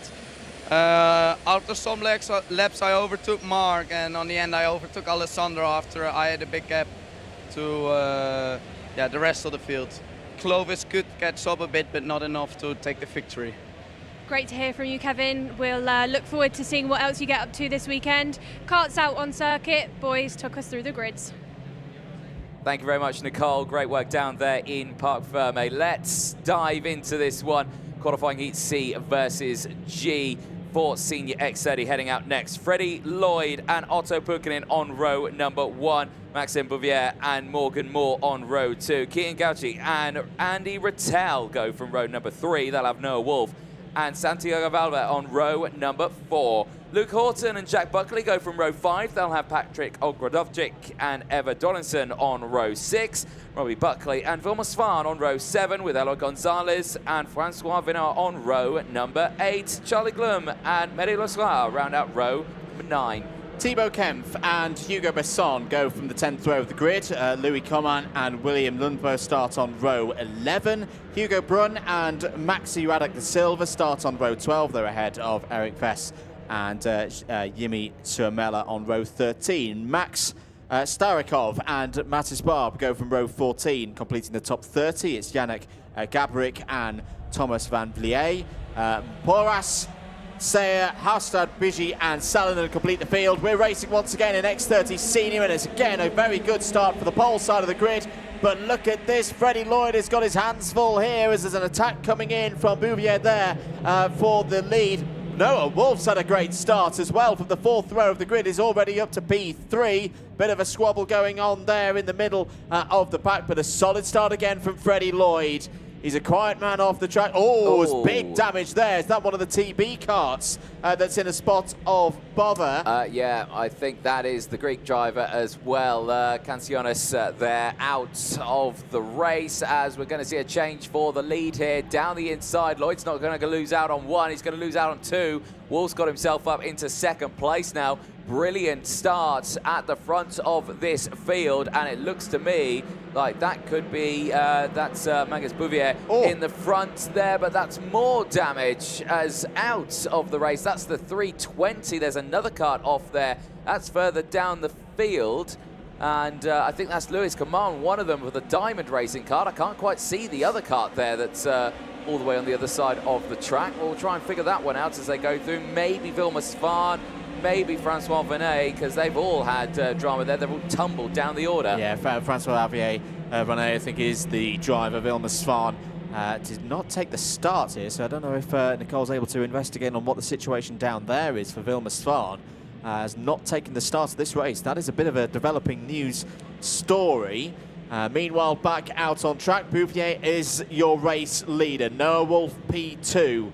A solid day for Noah Wolf yesterday, a couple of top 10s, but this is a good step forward from a very experienced driver who's come up through the ranks of national and continental racing, wanting to make his mark here at IWF 2024. As clear at the moment of Freddie Lloyd in 3rd place, who's had a good start further down the field. Eloy Gonzalez up 5 places to 10th. Charlie Gloom as well up 6 spots to 11th. Keep an eye on the 251 of Maximiano Radek da Silva, up 8 spots into the well, just nearly the top 15. 1 place outside of it in P16. Good start there for Victory Lane. Indeed. Eyes on this front battle here. Wolf in his, I think, best performance so far this weekend, really stepping up in the order on this one. He's not inside the top 8 in the intermediate classifications right now, but this P2 will certainly help him out to try and close in on the rest here. Sticking right with Bouvier here as they push down in towards turn number 7. You can see some of the stats there between the two of them. Both of them gaining positions on this one, 2 and 5 places apiece after starting 3rd and 7th for the drivers. They still have Lloyd behind though. The pole sitter is starting to reel them back in here. Purple sector 1 and 2 on this lap so far. He's looking for a fastest lap of the race. So we are going to get a 3-car battle here. Who's going to pounce first? I would say it'll be Lloyd pouncing first. If he's got the pace on this one, he might send it into turn 2. Whatever was going on there with Freddie Lloyd in the early stages, he's got his pace back now. Elects to not take the move yet as Otto Pikkanen is down the inside of Santiago Veiva there for 4th place. There's the move from Lloyd. 2 for the price of 1. Lovely stuff from the pole sitter. Back to the front of the order. Noah Wolf not quite able to take advantage of that situation. Slips down to 3rd. Bouvier still there in 2nd place, but Freddie Lloyd, he's a tiger at the wheel. So very quiet off the circuit, but get him in this position.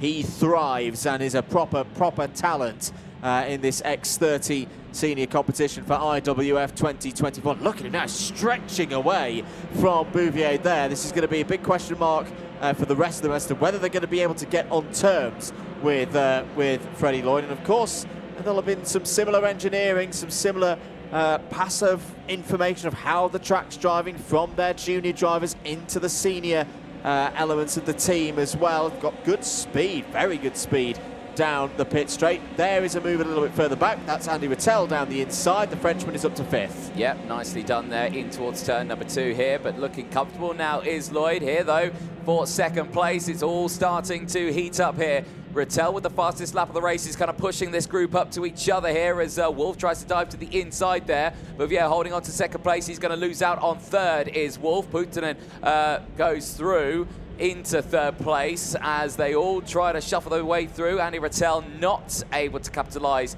at this point of the race on lap 5 of 9, as you're starting to maybe notice a little bit here. The fog is starting to loom its way back in here at the Zueda circuit. Wolf gets squeezed out wide there. Rattel goes through. Valva goes through as well, and they're all changing in that top 6. A big thanks to the team down in the paddock. We asked the question about Vilma Svan. Apparently he's not feeling very well, so we wish Vilma the best. Hope he's okay. Hope to see him back out on circuit very, very soon. That's a report that we've just had in our ear. Oh, now, fire extinguisher has been used. You don't often see that. Now, what is that for? The 315 off the road there. Well, we saw that earlier on in the race. He's kicking debris. Was that a battery that maybe had gone up? Possibly. That's highly probable. Yeah, it looks like small there. I think that might be a battery that's just been gone. So, that was a very interesting development in this one. So, wonder whose battery that was. Lap 6 of 9. This one here. Lloyd breaking away. This is an impressive drive from Lloyd here. This is an impressive drive from Wolf as well as he tries to send it back down the inside. Not going to work out for him. But yeah, 1 second clear in this category. He's really looking strong here. He's looking very strong indeed. At the moment, he's holding 4th place in the intermediate classification. There's not too many of the front runners in this race. As I say, no one's moving up and down the top 8 at the moment. So, but for Freddie Lloyd, he's taking advantage of a good position here that statistically he has been stronger than the drivers chasing him so far this week. Side by side, a triple of Birrell's in the middle there. Of course, Noah Wolf running on the VAR by Birrell design. Back with our fight for 2nd place. Bouvier's got back ahead of Pukkinen.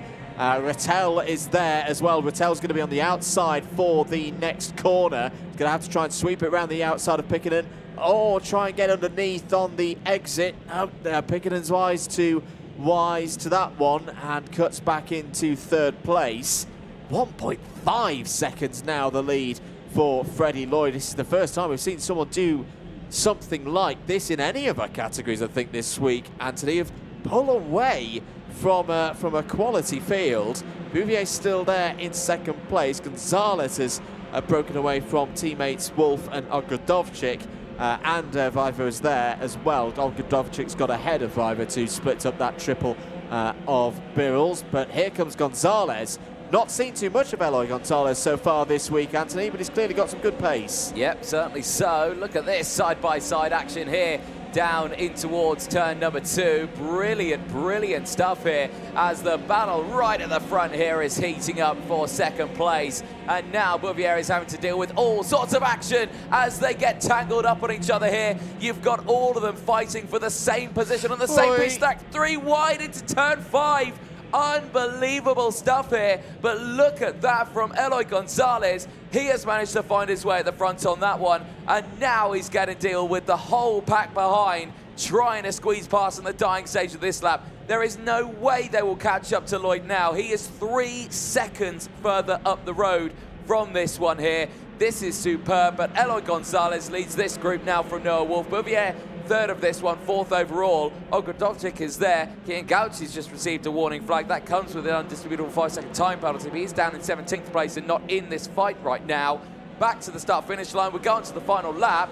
The battle for the lead is done. The battle for 2nd, certainly very much on. Oh, thank goodness this track is so wide, because I think it's 3 wide. I think it was 4 wide at a point into turn 5 there, but they all just about made it work. We are indeed on the final lap. Freddie Lloyd's going to look over his shoulder and think, where on earth has everybody gone? Flag out there was the striped yellow and red one for there's something on track that shouldn't be there. Gonzalez is gone. This is all about 3rd place now as well, so the top 2 are locked in. Can Noah Wolf hold on to the best results he's had so far this week. Can he hold on to this top 3? Here's a move from Puckett down the inside. Oh, as Bouvier nearly runs into the back of Wolf through turn 7. Wolf's going to be away now as that's Fog coming in once again here at Swearer. There's all kinds of positions being changed. One of the Birrells is having a bit of a moment there with Luca Horton. Yes, it was Viver with a bit of a touch with Luca Horton. Andy Rattel's in there as well. What a manic finish in the top 10. Freddie Lloyd's going to come round and take a dominant victory. Eloy Gonzalez picks himself through the madness to finish P2. Noah Wolf third.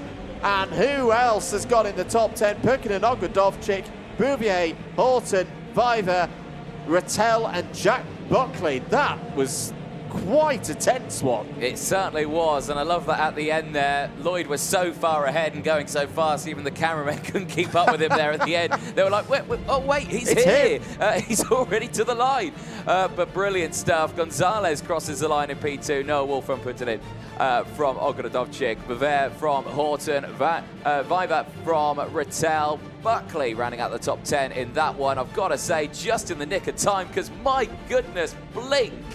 And that fog came out of nowhere once again. And there's going to be a bit of a clean-up job after this one. You've got the battery that's out there that they've got to carefully recover. You've got karts stricken up the final corner as well. You've got karts around turn 1 as well. So this is going to be a lengthy clean-up at the end of this one. But all of the main result on that one is big movers, because Eloy Gonzalez, 13 places gained to finish in second. Superb. And it looks like the Birrells have turned up as well this afternoon. It's a little bit off the pace yesterday, but a 2-3 for them. It could have been even more, but Fiverr lost a couple of positions late on there. Here is the rest of your provisional results for groups C and G. Hopefully we'll see them again later out today. There is a second round of senior races scheduled, of course, but again we're running a couple of hours behind because of the dense fog that we had here at the circuit earlier on in the morning. There is your race winner. Freddie Lloyd is on the move again, will at least hold 4th place in the intermediate classification, still with Danny Caronini and Roxanne Lantinga to go in this round, so could even go up to 2nd place depending on other results. Anthony, take us through some of those highlights. Yeah, indeed. Very packed start to that race. Drivers absolutely full send in towards turn number 2, but Lloyd holding on to the start of that race. And I would think Wood's just going to be able to drive away. There was some dramas in the background there. Heavy damage from many drivers on that one, forcing the likes of Francois Venot to retire, Louis Command to retire as well. Horace also to retire, and of course the non-starter of Vilma Svan. Later though in the race, the likes of Eloy Gonzalez pushing way through, Santiago Martin as well having to deal with that train. Wolf surprised me with that one. Brilliant start. There was the fire extinguisher. That's probably the fog that we're seeing right now. It's not actually weather. It was that fire extinguisher and that battery that's causing the weather to turn a little bit now. But there you can see the moves just kept coming in thick and fast. This is how it released the likes of Lloyd and how Lloyd was able to close back in and catch back up. But right to the end of this race, this was so close, so tense. And it surprised me again at this point. They're fighting over 2nd place in this tense time. But the thing is, with the weather and the way things are, I think there is an element of the seniors racing now thinking, well, we might not have another 4 rounds of heats if we get timed out. You never know. You might need to make the move now, even though we're not halfway through the scheduled number of races. And they fought it hard indeed. This was a mighty close moment. I don't think Noah Wolf was aware of how close Max Bouvier was to making contact there. Freddie Lloyd across the line, wins by 2.8 seconds, one of the biggest wins so far this weekend. Let's hear from him. He's with Nicole Sutherland. Is Eloy 13 positions to 2nd in that race. Tell me how you pulled it off.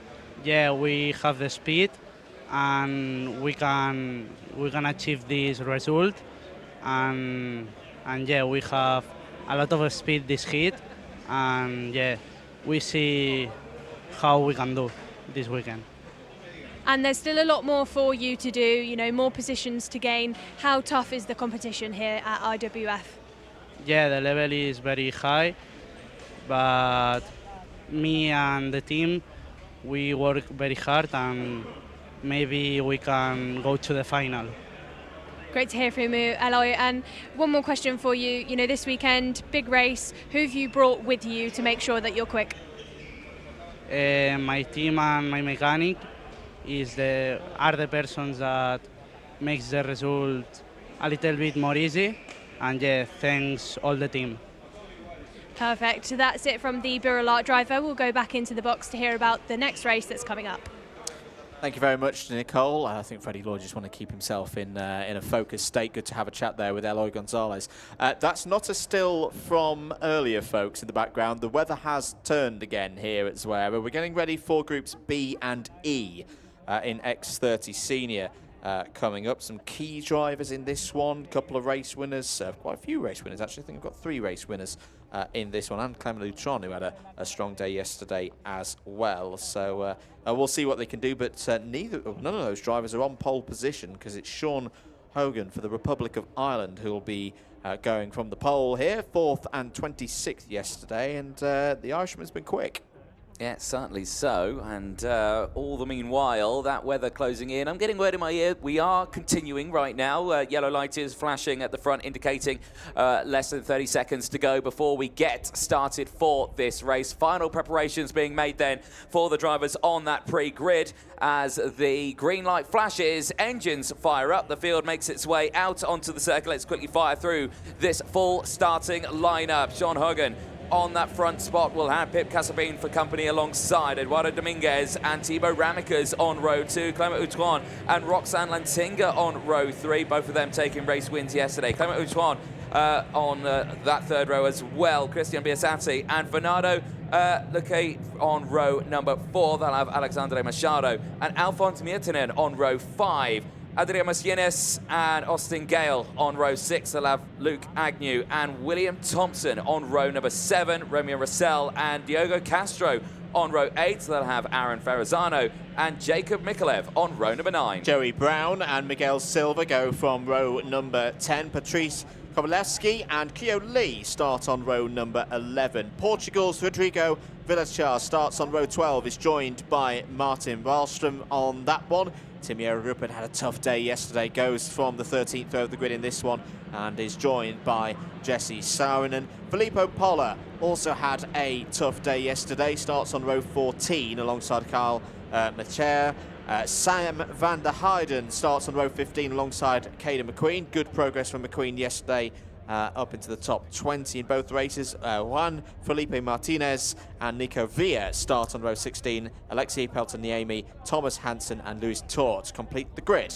Red flag has gone out on the circuit. I think they were hoping that it was just going to be a pocket of fog that had just come to the circuit. Unfortunately, it's not cleared, it's worsened, and they are going to stop the race on this one. And understandably, I can't even see the final corner from the commentary box, and that's only 100 meters away from our position. It's what can happen on the top of a plateau like this. It's turned very quickly, and literally in the space of, say, the last couple of laps of the previous senior race, we've gone from all looking good, and then in the space of less than 10 minutes, this is pretty much back to where we were in the morning after those 2 mini races when we had the initial pause for proceedings. Drivers walking down to the front of the grid.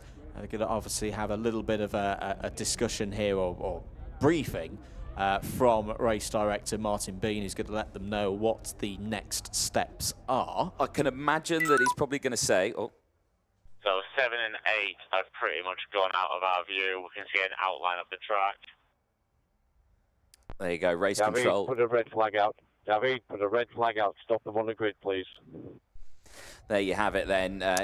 Just saying that they just can't see the track from race control. And that's a point from a judicial point of view as well, because if they can't see incidents that's happening out on track, they can't make a call on anything. So to make it clear, that was the voice of David Manchester, who's our head of race control this weekend, what he means by 7 and 8. That's Marshall Posts 7 and Marshall Post 8. So that's the run out of sector number 2.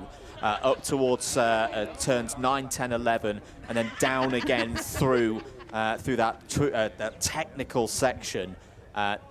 that is an area, well, all areas of the circuit need to be observed, but particularly through those corners, we do see a good degree of overtaking there. And what that message means is that it'll be something like the CCTV, the cameras around the whole circuit. The fog will have come in and most likely left almost a film of water, beading water on the camera lenses that needs to be cleared and sorted out. And people keep it warm out there. It's still pretty chilly out there for drivers. A little bit of love there between Martin Bean and Caden McQueen. Yeah, I heard the words from Caden McQueen, and that was, it's so annoying. Can we just go racing? I know, I'd love to. But it's one of those things, safety comes first, and if you can't see the track, you can't see the track.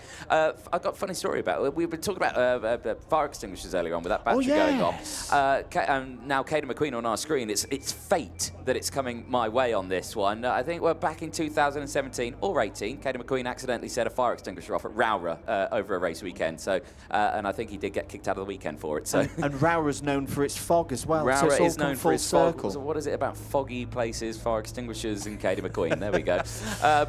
No. That's obviously the right call on this one.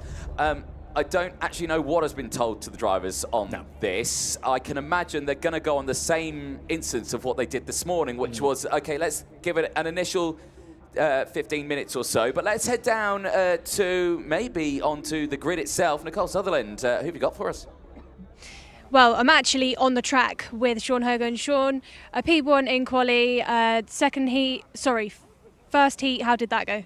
First heat was alright, it was steady enough, like 4 places, just get the nerves out. The second heat was a bit of a mess, but you're going to have one bad heat, so just hopefully no more bad heats. And at this stage of the race where you're a bit earlier on in the heats, is it more about staying out of trouble? Yeah, that would be the plan, is try just keep as many steady results as you can and get as high up the grid for the superheat and final as you can. And just then, obviously, you did kind of half of a rolling up lap before the fog really came down on the track. Were you kind of considering that you might have to race in this? How do you handle it mentally when you have such a severe track change so quickly? It's not too bad. Like, we can see where we're going, obviously, but if you're standing on the side of the track, you can't really see very far. So. No, absolutely. Thank you very much, Sean. I'm going to keep heading down the grid, maybe actually chat to some of our official team. We've got Gonzalo over here. We've got also Martin being Gonzalo and Martin. Come on, Martin. Gonzalo, choice here again to just stop the racing for the moment. Tell us about the choice again. Now we have to wait until the fog clears a little bit, and then we will be able to resume racing as soon as possible. That's our aim and our wish, as Martin said. Martin, we've seen some gaps in the racing today, but then we have been able to commence once again. Yeah. But from what I've seen, actually the drivers have conducted themselves really well, and it's been pretty clean. Would you agree? Yeah, the drivers have behaved accordingly to the conditions, for sure. And the incidents we've had have been very few, and that's good to see. The drivers have respected the weather conditions and the information I'm giving them as well. They've all taken it very well. Nobody's complaining. They understand the situation. They understand we're trying to be helpful and get the racing done as soon as we can and get through the day, hopefully, without any problems. But unfortunately, the weather keeps changing and we have to adapt to it. Great. Thank you, Martin. Out the corner of my eye, I can see a driver having too much fun, Caden McQueen. Caden, you stood there having too much fun. What's going on? Well, you know, got to make the best out of a worse situation, haven't you? Yeah, absolutely. Like the positivity. Also, quali, I know didn't go too great for you. Then your first heat had a bit of a penalty, which dropped down some positions that you made up really well. Tell me about it. Yeah, it was a bit unfortunate about the penalty. On the restart, someone oiled up in front of me and I didn't really have anywhere to go, so I had to overtake them before the line. But, you know, we struggled for a little bit of pace, but when it's nice and close, we're fine. But I think we've sorted that for today. We found our issue, so hopefully we can get green here and hopefully, yeah, be fast. And, you know, you're somebody that attends IWF every year. You're a very experienced driver. In this grid, is there any other competitors that stand out to you where if you turn behind you, you wouldn't want to see them on your tail? Yeah, there's a lot of everyone at the front in all groups are all really fast. I think everyone's as good as each other. Lloyd's been very, very fast this week, which is good. But yeah, hopefully we can just have a close race. Hopefully I can find my way back up there, back where I should be, and yeah, have a good race. Well, thank you very much, Caden. Still got some more time, you know, the fog's still out here.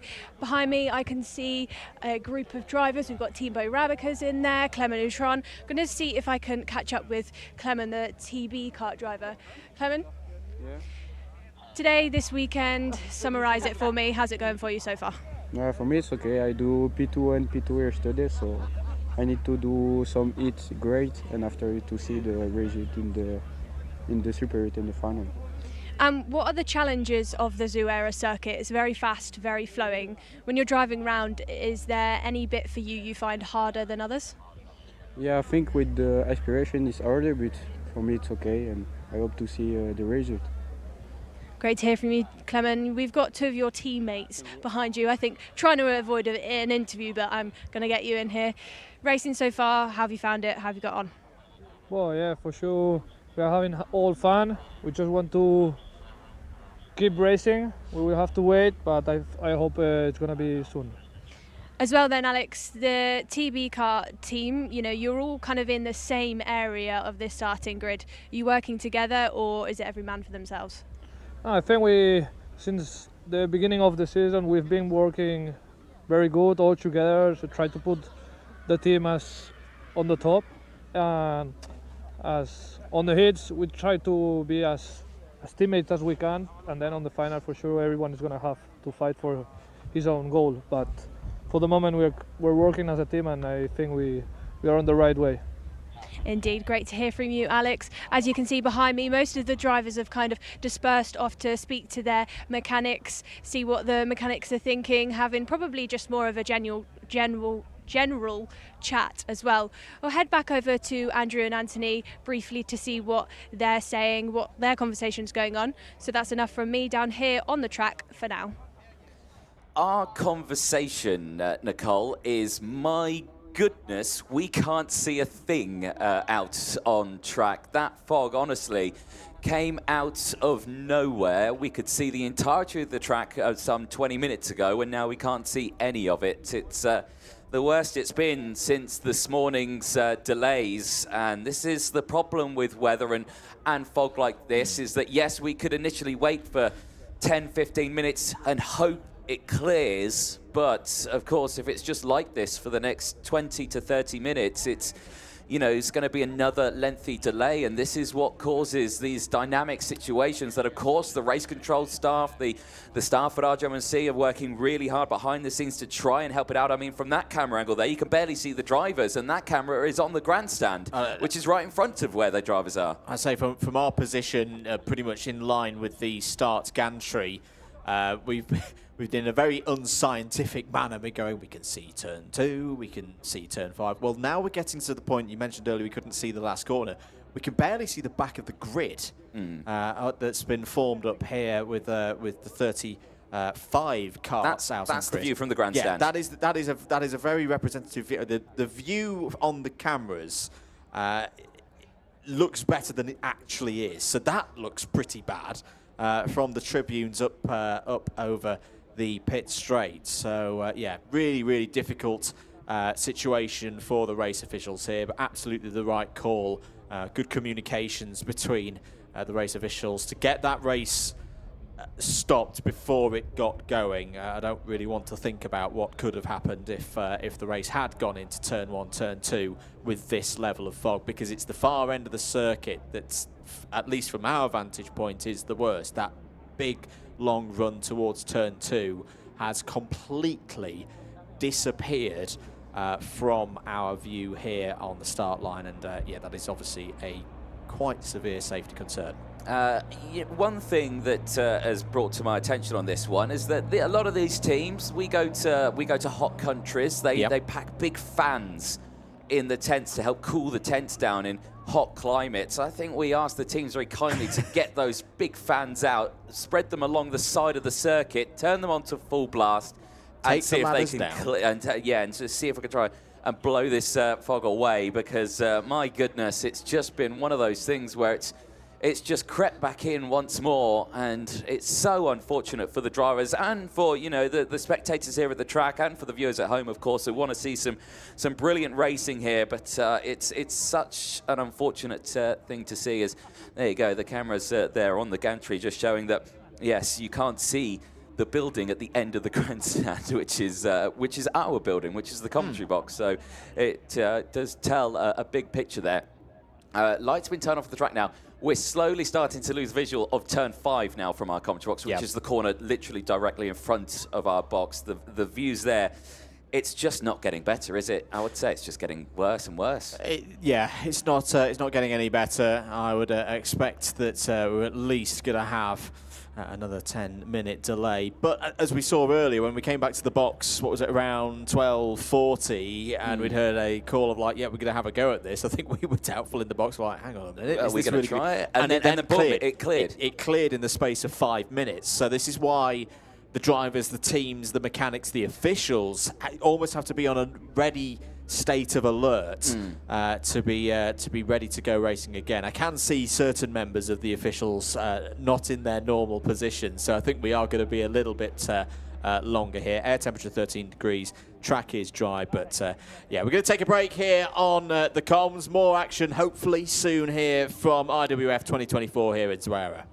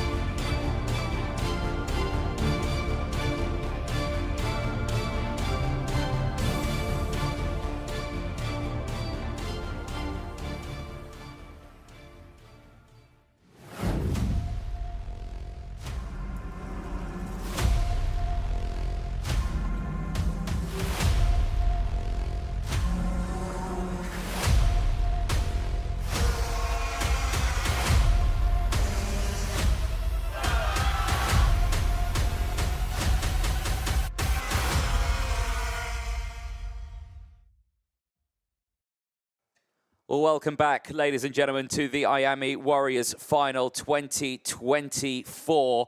As you can see from the live pictures there, it's foggy once more, and it has not gone away. Myself, Anthony John, Andrew Mather, Nicole Sutherland on media duties over the course of this weekend. And today, the second day of racing on Thursday for the IWF has just not gone to plan, unfortunately, with weather playing a huge part of that role. It's somewhat unprecedented features we are seeing in the world of karting this weekend. That does bring us on to the dilemma of all the races that we are still due to have. We were only halfway through the first round of senior races, which were due to start at around 1 o'clock local time. Here now we're pushing 3:45 local time, with still a smattering of heats to try and get through. Now, the rule has gone out of what was going to be happening now, which is the race that was due to go out on circuit that was red flagged, which is Senior X30 qualifying heat B versus E.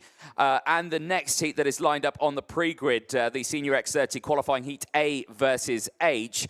They are the only two races today that are going to be run if we can get running again before 4:45. If these races do not start before that time of 4:45, there will be no more racing today. The day will be cancelled of racing. That does mean then for any juniors, masters and minis who were due to go out today, their racing is done. So for the purposes of the PA system here at the circuit, for any of those minis, juniors or seniors, we do ask you to kindly return your transponders for tonight for recharging, ready for tomorrow.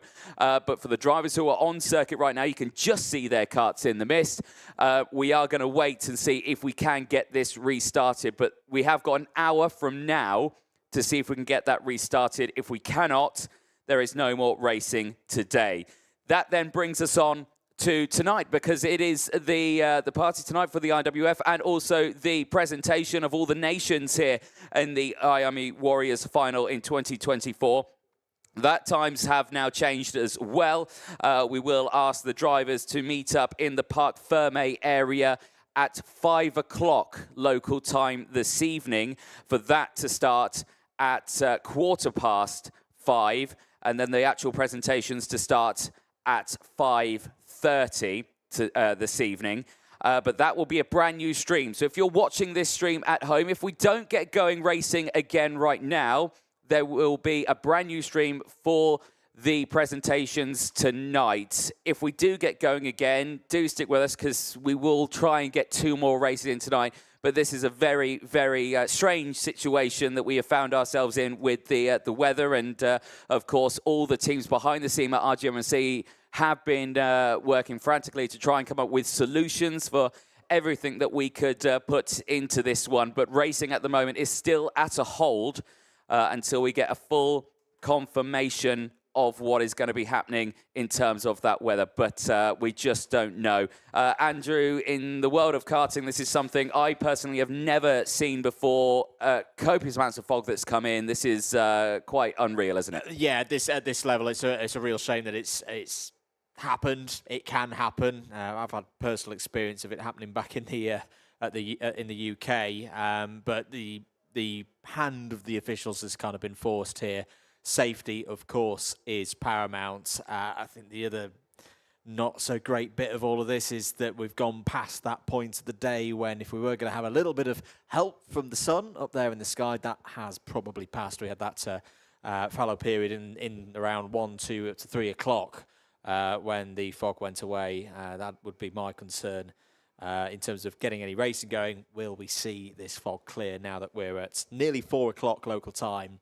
I doubt it, but hopefully, we'll be back tomorrow. We've still got another 2 full days of racing to go here at Zouera. Lots to look forward to, and it's going to be interesting to see how the competition develops. It certainly does. Well, once again, while we have your attention on this one, on the PA system as well, once again, another reminder to any seniors, juniors, minis and masters who will not be racing at all today, please do return those transponders to the RJMC tent. But for the viewers watching at home, well, we can only say, well, apologies for the weather, but we can't control it, unfortunately. It's one of those things.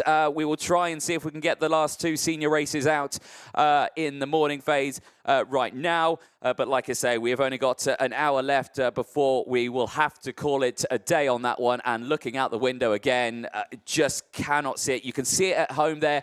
You can barely see the karts on the start-finish line, and that's only 100 meters away from where that camera position is. So that is an incredible scene that we're seeing there. So we are going to take another break. We will be back with updates, but as you know it at home, if we do not see any improvements in the weather between now and 4:45, there will be no more racing today. So we, myself, Anthony Jordan, Andrew Mather, and Nicole Sutherland are going to take a break, and hopefully we'll get some more racing in today. Thank you so much for watching, and we'll see you a little bit later on.